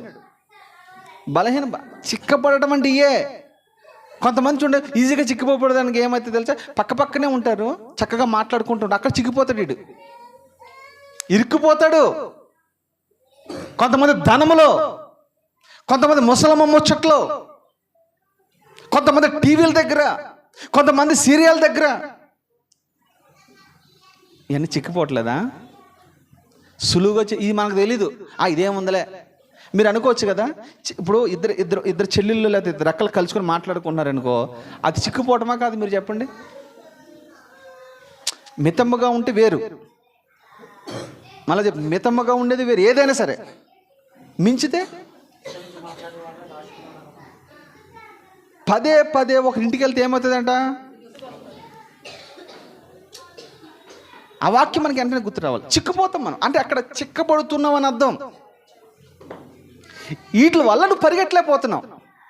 ఒరే బాబు ఈరోజు ప్రార్థన ఎంత రాలేదు మన ఆలోచన చేస్తే ఆ పక్కింటి వాళ్ళతో ఈమెకి ఫ్రెండ్షిప్ ఎక్కువైపోయి ఆమె రాదు ఈమె రానవదు. చిక్కుపోవడం కాదు ఇది, చిక్కుపోవటం కాదా? నువ్వు తెలుసా, నువ్వు నిజంగా పరిగెడితే, గురు యొద్దకు పరిగెడితే నీ పక్కన్న వాళ్ళు కూడా లేపుకొచ్చి పరిగెడతావు. నువ్వు రా చర్చికి వెళ్తావురా. నువ్వు ఆగిపోతున్నావంటే ఎవరో నీకు కొంతమంది కొత్తగా పరిచయం అయి ఉండొచ్చు, కొంతమంది నువ్వు కనెక్ట్ అయి ఉండొచ్చు, కొన్ని విషయాలకు నువ్వు కనెక్ట్ అయి ఉండొచ్చు, ఏదో ఒక ప్లాట్ఫామ్ మీద నువ్వు కనెక్ట్ అయి ఉండొచ్చు. అందుకనే సులువుగా వాయి నేనేం చేస్తున్నా, చిక్కులు పెడుతున్నా. కొంతమంది ఉద్యోగులు చిక్కులు పెట్టేస్తాయి. ఎక్కడ మన తోట ఉద్యోగం చేస్తాం కదా, అక్కడ ఎవడో కూడా మనకు చిక్కించుకుంటాడు. రాలే పైకి ఏం చెప్తాం తెలుసా, మనం ఏదో చెప్తాం, భలే అల్లుతాం మనం, అసలు అది నిజం అనుకుంటాం, మనం చిక్కుపడిపోతాం. వీళ్ళు ఈ పందెపు రంగంలో పరిగెట్టలేరు. పరిగెట్టిన కాలుకు బంధాలు ఉన్నది ఎక్కువగా పరిగెడుతుందా, బంధాలు లేనిది ఎక్కువగా పరిగెడుతుందా? ఊర్లో మీకు బాగా తెలుసా, గేదెలు బాగా తెలుసమ్మా మీకు? అమ్మ ఒకసారి చెయ్యి పైకి ఎత్తున్నామ్మా, మీరు తెలియనట్టు ఉన్నారు, మర్చిపోయినట్టు ఉన్నారు గేదెల్ని. ఉందనే తెలుసా? గేదెలకి ఏమేస్తారు?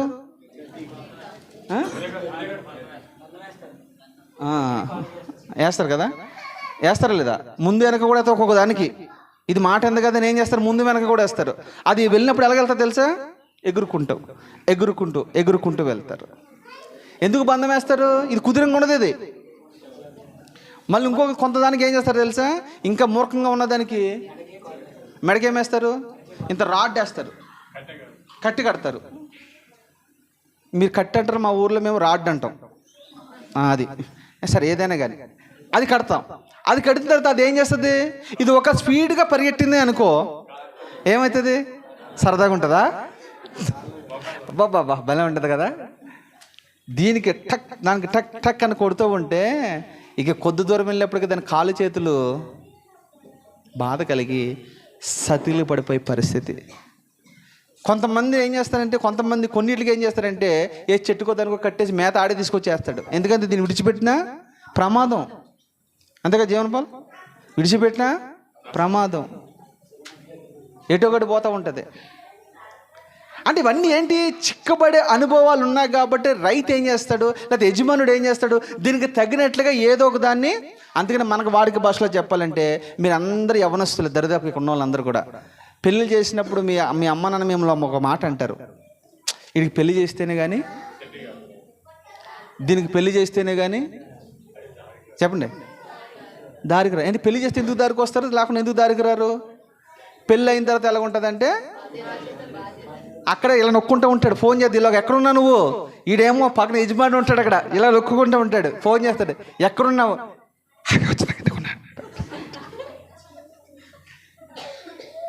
అంటే ఏ టెన్షన్ అయినా కానీ సాయంకాలం అయితే చాలు, టైం మించితే చాలు, ఎక్కడున్నాడు, ఎటువైపు పరిగెడుతున్నాడు, ఇటే పరిగెడుతున్నాడా, ఇటైనా పరిగెడుతున్నాడా అని వెంటనే ఏం చేస్తారు, ఫోన్ చేస్తారు.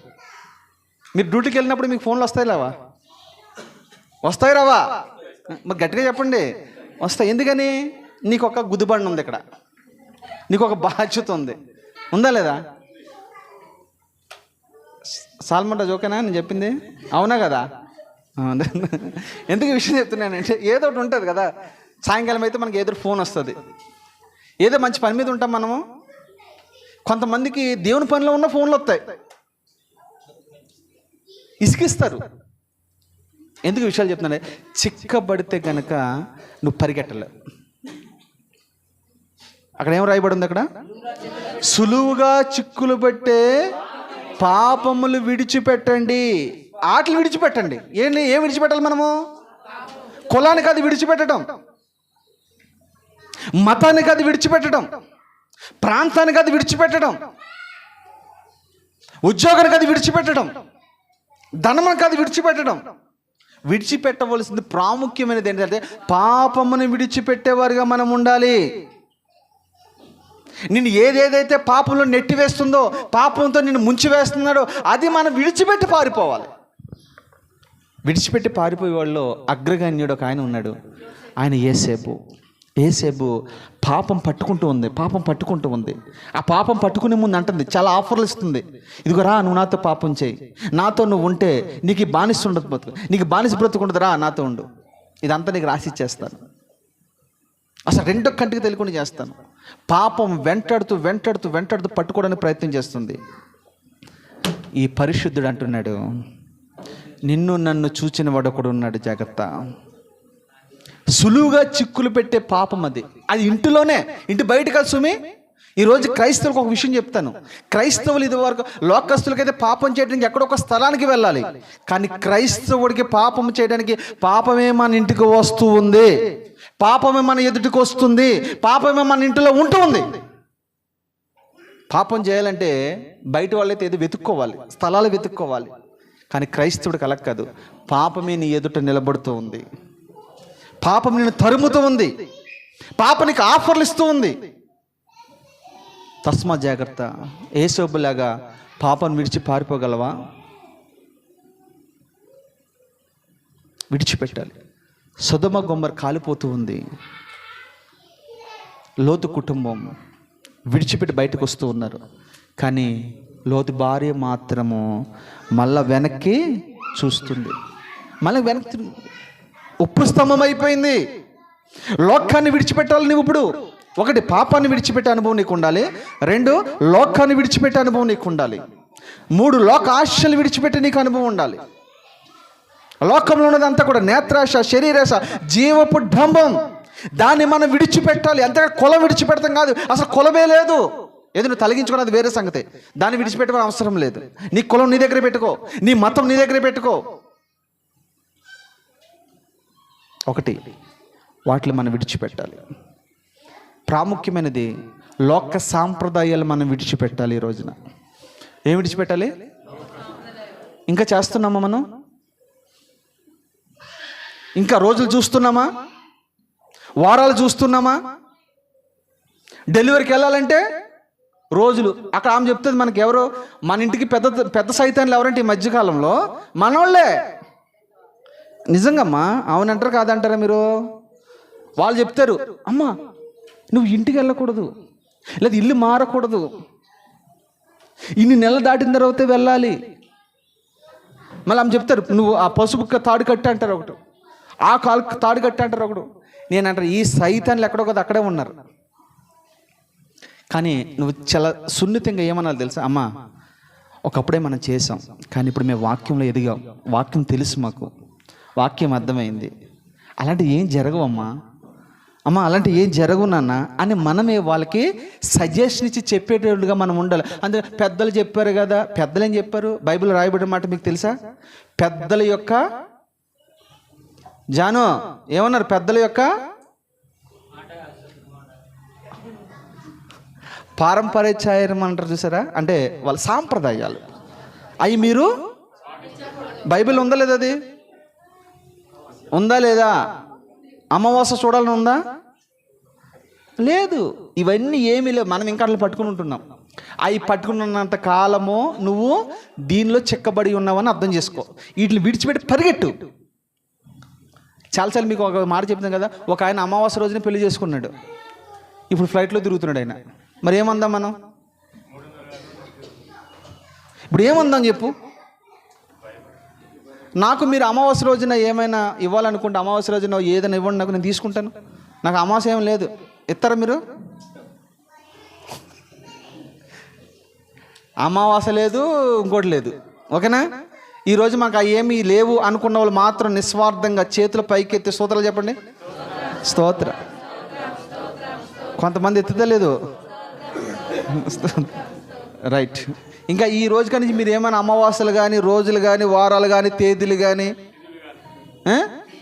తిథులు కూడా ఉన్నాయా? తిథులు, నక్షత్రాలు ఉన్నాయా?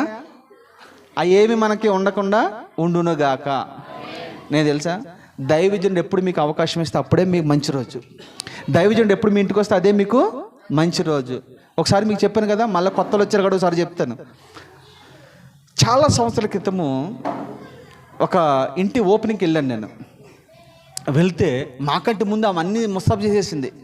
ఏం చేసిందంటే మామిడోకులు కట్టింది, పసుపు రాసేసింది, పేడ రాసేసింది, ఏదేదో రాసేసింది, మళ్ళీ పైగా ఏదో చేసేసి దానిపైన అలా కొట్టింది. తర్వాత నవధాన్యాలు అంది, అన్ని రకాల ధాన్యాలు తీసుకొచ్చి ఇల్లంతా చల్లేసింది. అక్కడితో సరిపెట్టగా ఒక ఆవుని తీసుకొచ్చింది, లోపలికి తీసుకొచ్చింది. అది మొత్తం తిరిగి అది మళ్ళీ పోసి వరకు వదిలిపెట్టకూడదంట, మొత్తం తిప్పేసింది. తిప్పిన తర్వాత అంతా అయిపోయిన తర్వాత అప్పుడు నెమ్మదిగా ఉందండి, నెమ్మది అక్కడ ఆగలేదు. మళ్ళీ బయటకు వచ్చింది, బయటకు వచ్చి ఒక కొబ్బరిగా తీసుకుంది, ఇలాగ 3 సార్లు తిప్పింది, ఇలాగ 3 సార్లు తిప్పింది, పాఠం వేసి కొట్టింది. పక్కన నేను ఉన్నాను, నా మీద వేసి కొడుతుంది భయం వేసి అక్కడ కొట్టింది. అది అయిపోయిన తర్వాత అక్కడితో ఆగకుండా ఆ నీళ్ళు ఇలా మొత్తం జల్లేసిన తర్వాత ఏం చేసింది తెలుసా? చివరికి పాస్టర్ గారు వచ్చారు అని ఏం చేసిందంటే అవన్నీ తుడిచేస్తుంది. మళ్ళీ అప్పుడు బొట్టు పెట్టేసింది, అలా ఆయనకి పెట్టింది, పిల్లలు పెట్టింది, అందరికి పెట్టేసింది. పాస్టర్ గారు ఎప్పుడైతే మెట్లు ఎక్కుతున్నారో చూస్తే ఇవన్నీ తుడిచేసుకుని అంతా చేసి మావగా అసలు ఏమి తెలియని అమాయకురాల్లాగా ఉందండి. అసలు ఏమి చేయలేదు అన్నట్టుంది. మాకు తెలియదు అంటారా? దైవజనుడు తెలియదు అంటారా? మీ సంగతే మీకు తెలుసా? మీ సంగతి, మీ చరిత్ర అంతా తెలుసు నాకు. మీరు ఎవరిని ఎక్కువగా ప్రేమిస్తారో, ఎవరిని ఎక్కువగా ఇది చేస్తారో, ఎక్కడెక్కడ ఎప్పుడు వెళ్తారో, పండగలు ఎక్కడ వెళ్తారో, మీరు క్రిస్మస్లో ఎక్కడెక్కడ తిరుగుతారో అవన్నీ నన్ను చెప్పమంటారా? మీ గుండెలు జల్లుమంటాయి.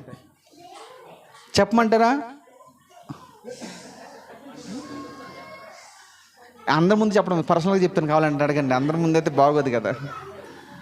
అంటే మీరు ఎక్కడెక్కడికి వెళ్ళిందో నాకు తెలియదు అనుకుంటారా?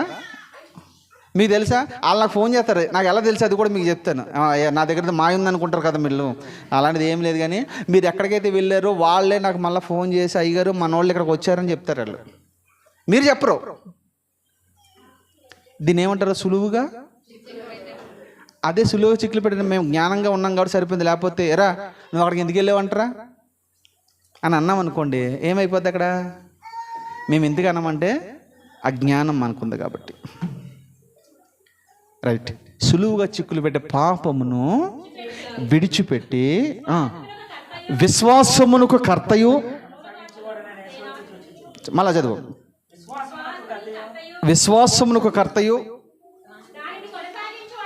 దానిని కొనసాగించు వాడినైనా యేసు వైపు చూచుచు మన ఎదుట ఉంచబడిన పందెంలో ఓపికతో. ఇక్కడ చాలా విషయాలు ఉన్నాయి, నా సమయము బట్టి నేను మాట్లాడతాను. నెంబర్ 1 అక్కడ ఏమో తెలుసా?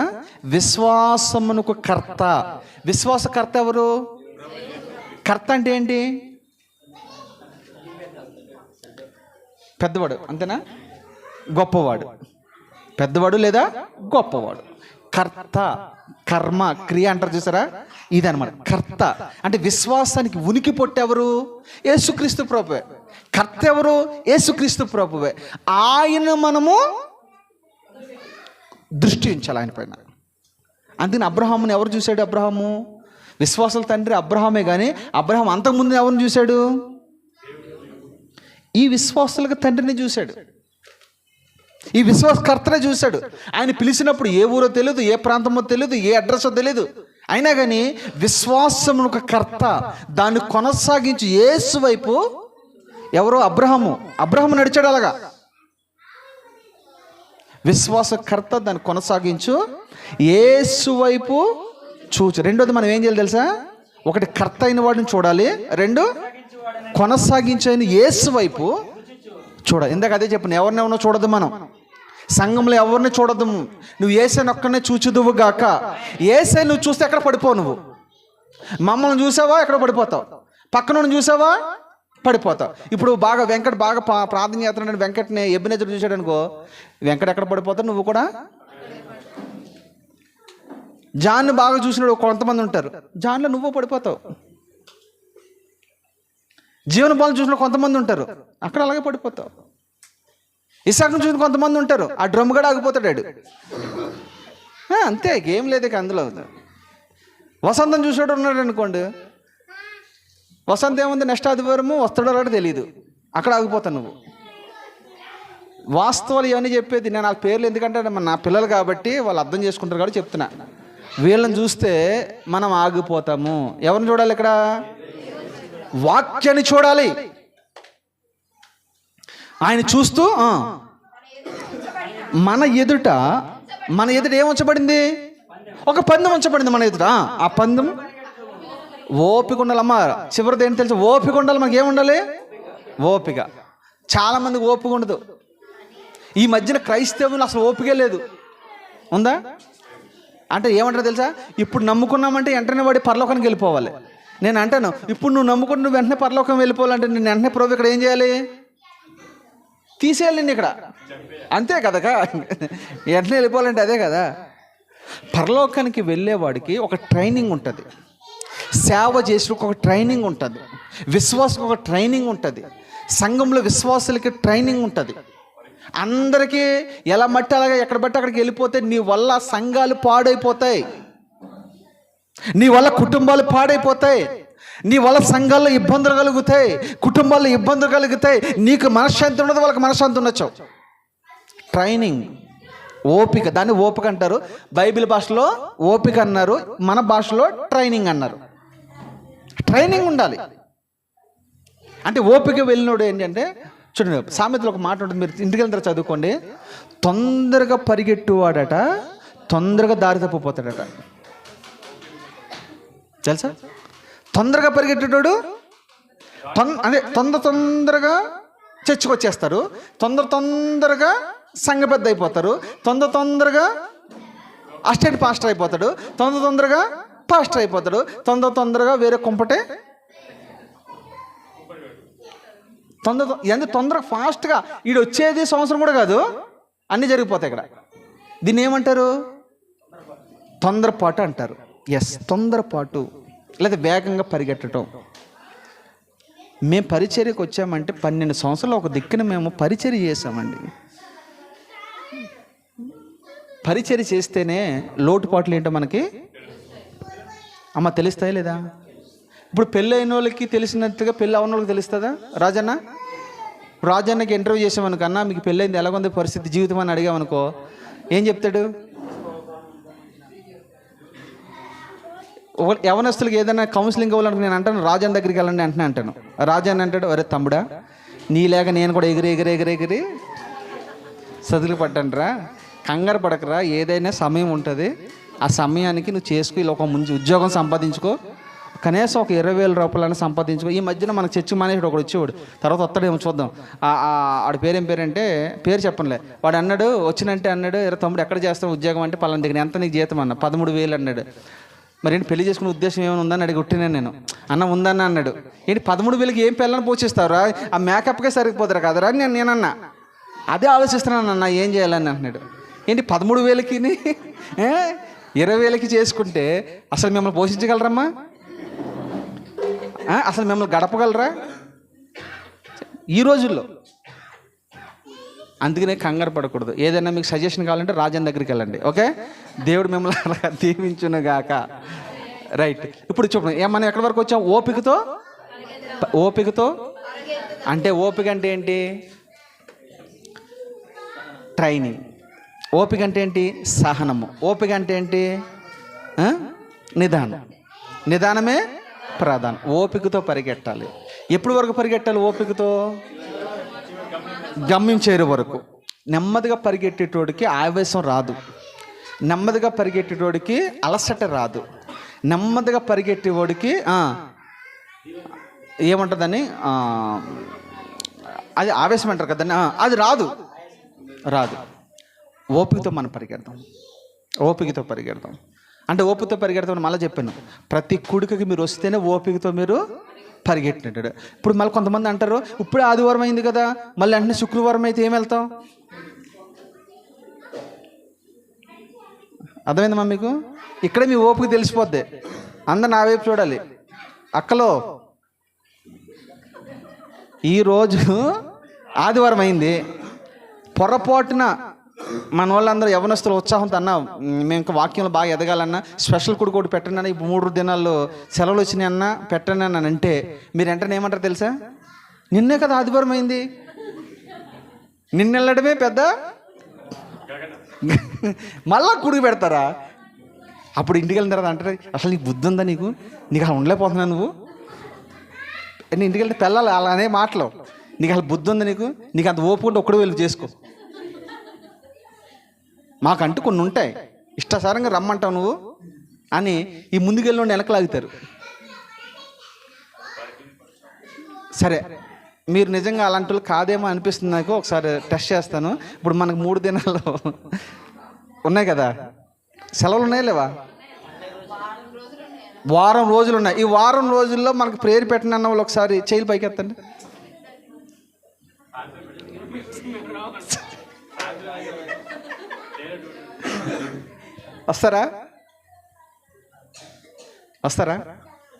వస్తానన్న వాళ్ళు నాకు మెల్లిగా చెప్పండి చెవులో. మిమ్మల్ని బట్టి నేను మీటింగ్ పెడతా. అంటే ఇక్కడ మీరు ఇబ్బంది పడుతున్నారు కొంత, ఎందుకంటే మేము అలా ఎత్తితే ఎలా ఉంటుందో, ఎత్తకపోతే ఎలాగ ఉంటుందో అని అనుకుంటున్నారు కదా. నాకు చెవులో చెప్పండి. ప్రార్థన చేసుకుని వెళ్తారు కదా, అన్న మీరు ఖచ్చితంగా పెట్టండి అన్న, ఫ్యామిలీతో మేము వస్తాము, సాయంకాలం పెట్టండి అన్న వాళ్ళు చెప్పండి. మీ కొరకు స్పెషల్ మీటింగ్ అరేంజ్ చేద్దాం. ఓపికతో పరిగెట్టడం అంటే ఇది. తర్వాత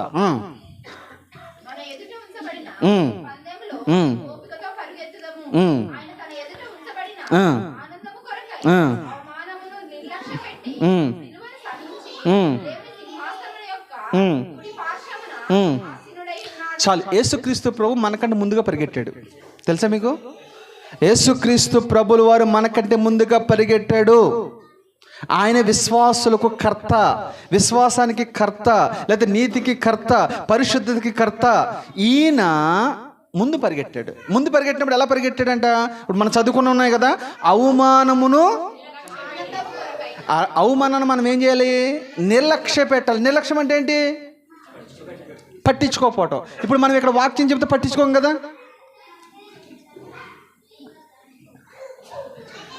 అమ్మ మీకు అర్థమైందా? ఇప్పుడు నేను ఇంత గొంతు చేసుకుని మాట్లాడుతున్నాను కదా, ఆత్మతో నింపబడి మాట్లాడుతున్నా. మీకు ఎంతమందికి అర్థమవుతుందో నాకు అర్థం కావట్లా. కానీ మనం ఏం చేస్తాము?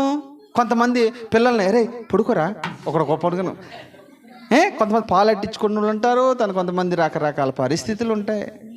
ఇప్పుడు ఏం వాక్యం చెప్పండి మీరు అని కాసేపు మిమ్మల్ని అడిగితే ఇంటే కదా తెలుస్తుంది.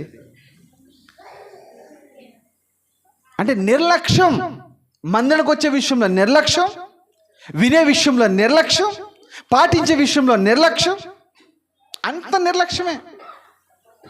కానీ ప్రభు అంటున్నాడు, అవమానమునంట. అవమానం నిర్లక్ష్యం పెడతారు మీరు ఎవరైనా? అమ్మా, మీరు అవమానాన్ని ఎవరైనా మిమ్మల్ని ఏమైనా అన్నారు ఇప్పుడు చర్చిలో, దాన్ని మీరు నిర్లక్ష్య పెడతారా? అనుకుంటా అని ఉద్దేశం వెళ్ళిపోతారా? దులుపుని పోతారా? లేదు. వాళ్ళు నన్నెందుకు అనాలా? అసలు ఆ అమ్మాయి నన్నెందుకు అనాలి? ఆ విషయం ఆమెకి ఎందుకు? ఆమె పోషిస్తుందా? చెప్పండి అమ్మా. అసలు అతను ఎవరు నన్ను అంటానికి? పని చెప్పదు. అతను ఎవరు? ఇలా అన్న లేరా?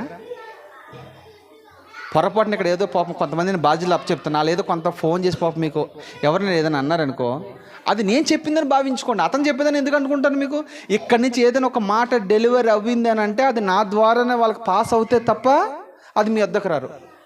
అలాగని వీళ్ళు కొంత సొంతంగా ఏమైనా చేస్తే కానీ నేనేం చేయలేను. దాన్ని అతను ఎవరు మనం చెప్పడానికి, ఆమె ఎవరు మనం చెప్పడానికి, ఆమె ఎంత బతికెంత నాకు చెప్తుందా? నిర్లక్ష్యం కదా. దీనికి మనం చూపిస్తాం. కానీ నా ప్రభు అంటాడు అవమానాలన్నిటినీ నిర్లక్ష్య పెట్టుతూ ఉన్నాడట. రెండు, సిలువను సహిస్తూ. రెండో మాట ఏంటి? సిలువ అంటే ఏంటి తెలుసా? శ్రమలు, నిందలు, అవమానాలు, బాధలు, వేదన, దుఃఖము, వీటన్నిటిని కూడా సహిస్తూ ఉన్నాడు. అంటే పంది ప్రాంగంలో పరిగెట్టేటోడు. అవి లెక్క చేయకూడదు. అమ్మా నేను మళ్ళీ చెప్తున్నాను, ఈ మాట మీకు ఎంతమందికి అర్థమైందో నాకు తెలియదు, కానీ మరలా చెప్తున్నాను రిపీట్గా.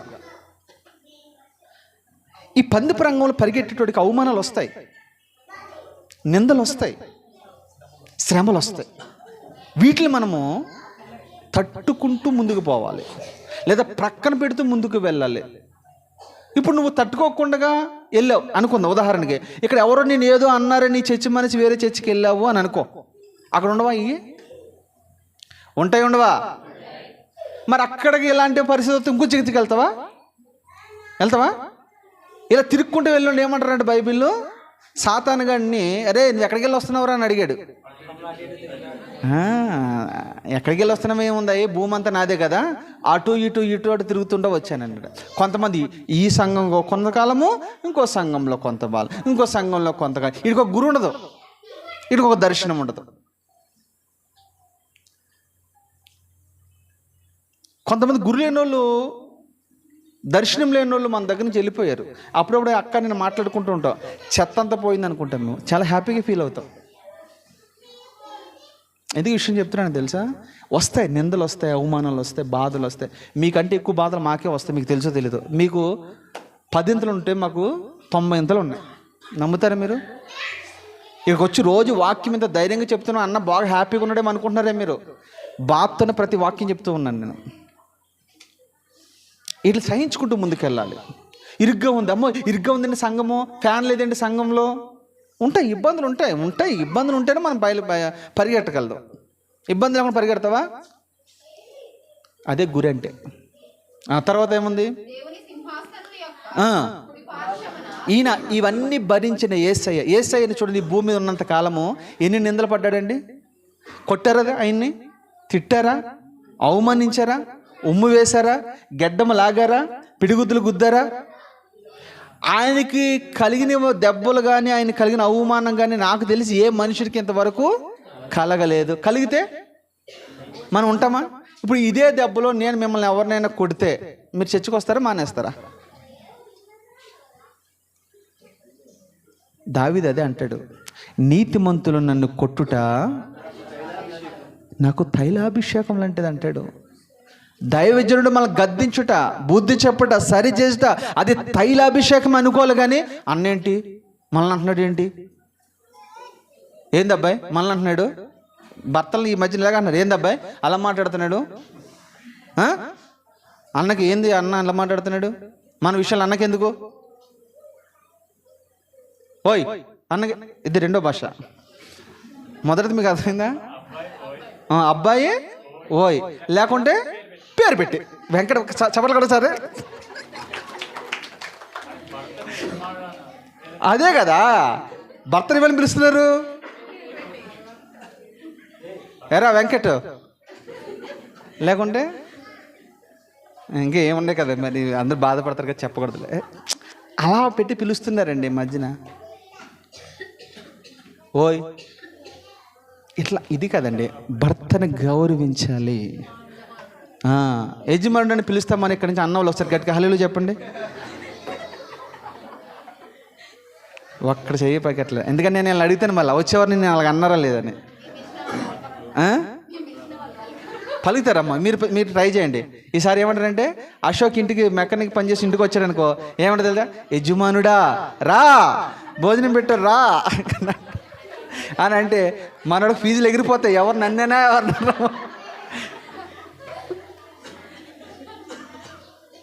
తర్వాత శాలెం ఇంటికి వెళ్తాడు, డ్యూటీకి వెళ్ళి బ్యాగ్ వేసుకుని, రా యజమానుడా, మంచిలు తాగు యజమానుడా, రా యజమానుడా, కాఫీ తాగు, టీ మానేశారు కాఫీ తాగు యజమానుడా అని అంటే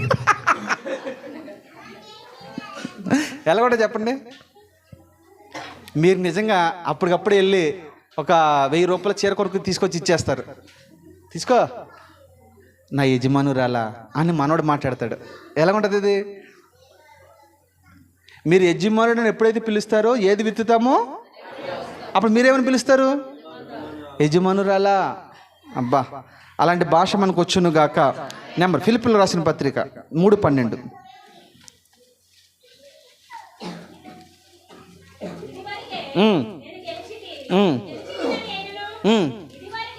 అమ్మ, ఈ మాట మీరు అండర్లైన్ చేసుకోండి దయచేసి. ఇది వరకే నేను గెలిచితనని అయినను, ఇది వరకే. అబ్బా చూడండి అండి అమ్మ, పరుగ పందెల్లో ఉన్న వాళ్ళు మనమందరం ఒక భ్రమ ఉంటుంది మనకి. భ్రమపరిచే ఆత్మ మనల్ని ఎలా భ్రమపరుస్తుంది తెలుసా? అబ్బో నేను ఎప్పటి నుంచో చర్చకొస్తున్నాను, నేను ఎప్పుడో రక్షించబడ్డాను. అవే నా ఎక్స్పీరియన్స్ ఎంతో తెలుసా? 40 సంవత్సరాలు. నా ఎక్స్పీరియన్స్ ఎంత తెలుసా? 30 సంవత్సరాలు. నా ఎక్స్పీరియన్స్ ఎంత తెలుసా? 10 సంవత్సరాలు. మా నాన్న ఎవరో తెలుసా? పాస్టరు. మా బావ ఎవరో తెలుసా? పాస్టరు. మా అన్న ఎవరో తెలుసా? పాస్టరు. మాకు 4 చర్చిలు ఉన్నాయి, 10 మంది పాస్టర్లు ఉన్నాయి. అబ్బో, వీటిని బట్టి కాదంట. పౌలు అంటున్నాడు చూడండి, ఏమంటున్నాడు తెలుసా? ఇదివరకు నేను గెలిచానని అనుకోవట్లేదు, ఇదివరకు సంపూర్ణంగా నేను గెలిచానని నేను అనుకోవట్లేదంట. అనుకోవటం కాదు ఇక్కడ, అనుకోవట్లేదు.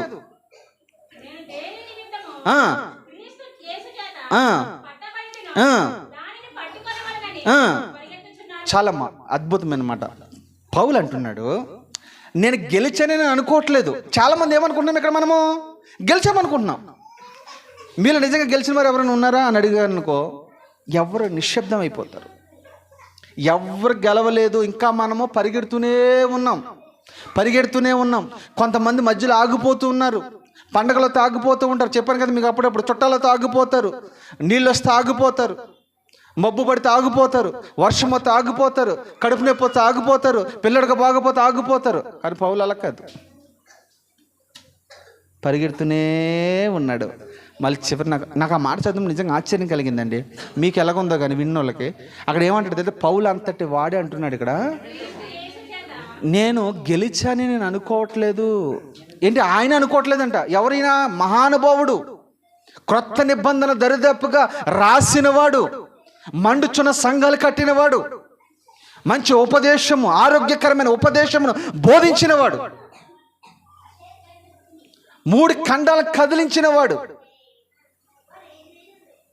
మహాజ్ఞాని, మహాభక్తుడు, నేను పరిశుద్ధుణ్ణి అన్న వాళ్ళు దేవుడి తర్వాత 2వ వ్యక్తి పౌలు.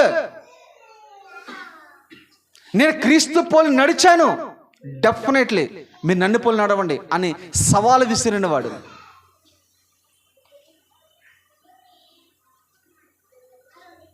అన్ని కోణాల్లో ధీటైన వాడు. అపోస్తులందరికంటే కూడా గొప్పవాడు అని చెప్పడంలో ఏమాత్రము సందేహం లేదు. ఇలాంటి మహాపరిశుద్ధుడు గొప్పవాడు అన్న మాట నేనేమైనా పొందానని అనుకుంటున్నారా? లేదు, నాకు ఇంకా సంపూర్ణంగా కలగట్లేదు. అలాంటి భక్తుడు అలా మాట్లాడితే, అమ్మా మరి నీ పరిగ పందము, నీ భక్తి, నీ విశ్వాసము, నీ ప్రార్థన ఇంకెంతవరకు ఉంది? ఆలోచించి ఒకసారి పౌలు పక్కన మనం పెట్టుకుందాం. గెలుస్తావా నువ్వు? ఈ పోటీలో నువ్వు గెలుస్తావా? పౌలు అంటున్నాడు, గెలిచానని నేను అనుకోవట్లేదు. గెలిచిన వాడేమో గెలవలేదంటున్నాడు, ఓడిపోయిన మనం ఏమంటున్నామంటే గెలిచామంటున్నాం. ఆయనకి మనకున్న తేడాది. ఏం చేస్తున్నాం మనం ఆలోచించండి. భ్రమపరుస్తుంది ఆత్మ. నేనేమన్నా భ్రమపరిచే ఆత్మ ఎలా కూడా తెలుసా? అమ్మ నీకేముంది, బాగా భక్తి చేస్తున్నావు, బాగా పాటలు పాడుతున్నావు, నీకు మించిన సింగర్ లేడు, నీకు మించిన ఆరాధకులు లేడు, నీకు మించిన ప్రార్థన పరులు లేడు, అందరికంటే ముందు వచ్చి కూర్చుంటే, ముందు వరుసలో కూర్చుంటే నీకేముందిలే. భ్రమ పెట్టే ఆత్మ మనకు ఒకవేళ ఉండుంటే మీరు భ్రమ పడవద్దు. నేను మళ్ళా చెప్తున్నా, ఈ భూమి మీద నీ భక్తి సరిపోదు. రోజు మనం ఏం చేయాలి? సాధనం చేయాలి. సాధనం చేసే అనుభవం మనకు ఉండాలి. కత్తి ఎంతగా పొదును పెట్టబడుతుందో అంతగా నరకబడడానికి వాడబడుతూ ఉంటుంది. చాలదు. చివరికి ఏమంటాడు తెలుసా?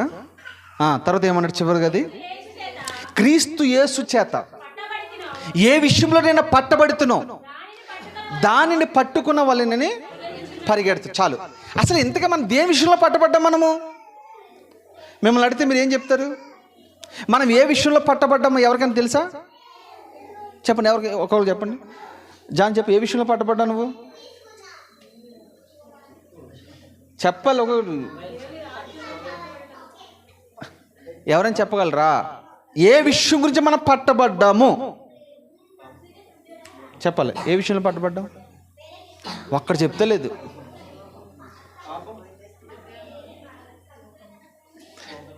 నువ్వు ఏ విషయంలో పట్టబడ్డావు తెలుసా?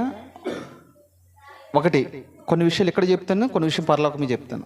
ఇక్కడ ఎందుకు పట్టబడ్డావో తెలుసా? నిన్ను తన పాత్రగా వాడుకుని నీ ద్వారా సువార్తను ప్రకటించుటకు నువ్వు పట్టబడితివి. 2, ప్రార్థించుటకు నువ్వు పట్టబడితివి. 3, పరిచర్య చేయడానికి పట్టబడితివి. 4, దేవుని సంఘ విస్తరణలో నీ ధనాన్ని ఖర్చు పెట్టే విషయంలో నువ్వు పట్టబడితివి. 5, ప్రభు సాక్షిగా ఉండడానికి పట్టబడితివి. ఇవన్నీ మనం వీటి విషయమే పట్టబడ్డాం, అంతేగాని వేరే దాని గురించి పట్టబడలా. చివరికి పర సంబంధమైనది అయితే పరలోక రాజ్యాన్ని స్వతంత్రించుకోవడానికి మనము పట్టబడ్డాము. పౌలు ఎందుకు పట్టబడ్డాడు? ఎక్కడ పట్టబడ్డాడు పౌలు ఎక్కడ పట్టబడ్డాడు? దమస్కు మార్గంలో పట్టబడ్డాడు. అక్కడ పట్టబడిన ఇతను ఏమన్నాడు? ప్రభు అతన్ని ఒక ఆయన వెళ్ళి అభిషేకించడానికి వెళ్తాడు, ప్రార్థన చేయడానికి వెళ్తాడు.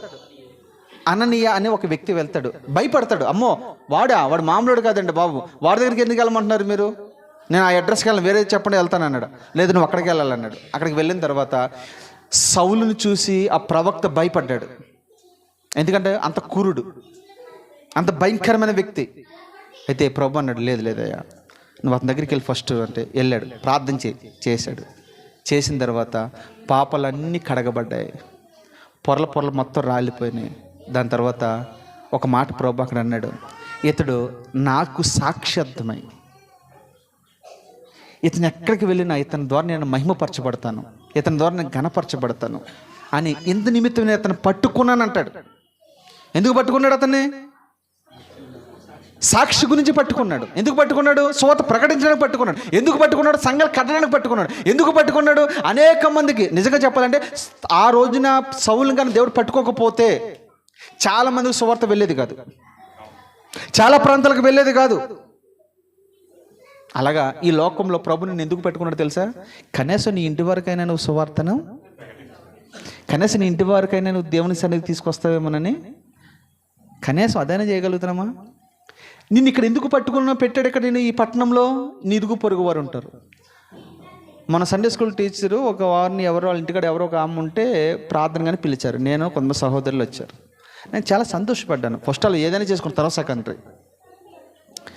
మన ఇంటికాడ ఇంటి ముందు వెనక ఎవరైనా కొత్తగా దిగారంటే వాళ్ళని పరకలించండి, పరామర్శించండి. ఏమని, అమ్మ మీరు ఎవరు, ఎక్కడి నుంచి వచ్చారు? ఒకవేళ క్రైస్తవులు అయితే మీరు ఎక్కడికైనా వెళ్ళకపోతే మా చర్చికి రండి. కనీసం ఎలాగైనా మనం అక్కడ పక్కన దిగినా కానీ మనం బెల్లం కొట్టుని రాయలేగా.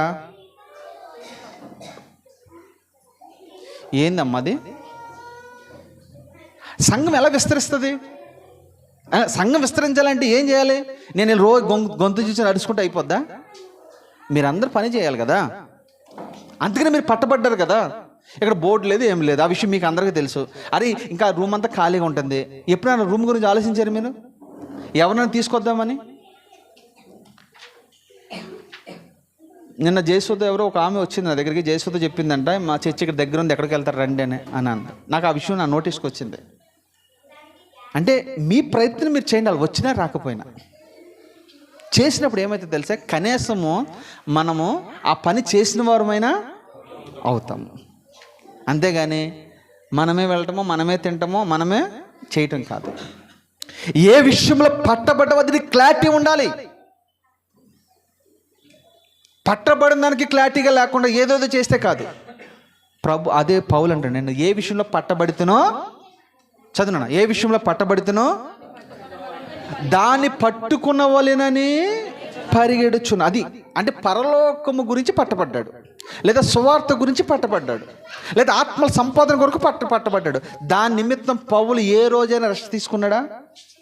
నేను అంటాను, యేసుక్రీస్తు ప్రభు తర్వాత సెకండ్ స్థానం ఎవరికైనా ఇవ్వచ్చు అంటే పౌలుకే. తిరిగాడు. మీకు తెలుసా, పౌలు మనకలాగా అందాడేం కాదు. దొడ్డు కాళ్ళు కలిగిన వాడు, పొట్టివాడు, బట్టతల కలిగిన వాడు, అంత అందగడేం కూడా కాదు. కానీ 4 ఖండాలను కదిలించిన వాడంటే దరిదాపుగా ప్రపంచంలో 3వ భాగానికి సువార్తను అందించగలిగిన వ్యక్తి. నేను అంటాను, పరలోకం వెళ్ళిన తర్వాత, ప్రభువుని చూసిన తర్వాత నెక్స్ట్ నేను ఎవరైనా చూడాలనిపిస్తే పౌలే చూడాలనిపిస్తుంది నాకు. ఎందుకంటే అలాంటి మహానుభావుడు.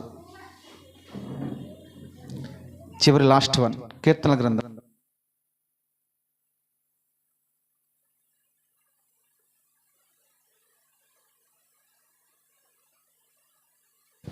16:8. సదాకాలము యెహోవా యందు, అమ్మ ఈ మాట అండర్లైన్ చేసుకోండి, సదాకాలము యెహోవా యందు నా గురి నిలిపిచున్నాను. అంటే సదాకాలం అంటే ఎల్లప్పుడూ. దావీదు అంటున్నాడు, దావీదు అంత గొప్ప రాజు ఎందుకు అయ్యాడు తెలుసా? 40 సంవత్సరములు ఏకదాటిగా ఇజ్రాయెల్ ప్రజలకు పరిపాలన చేయగలిగాడంటే మామూలు వ్యక్తి కాదు కదా. అంతగా స్తుతించగలిగాడంటే, ప్రార్థించగలిగాడంటే మామూలు వ్యక్తి కాదు కదా. కారణం ఏంటి తెలుసా?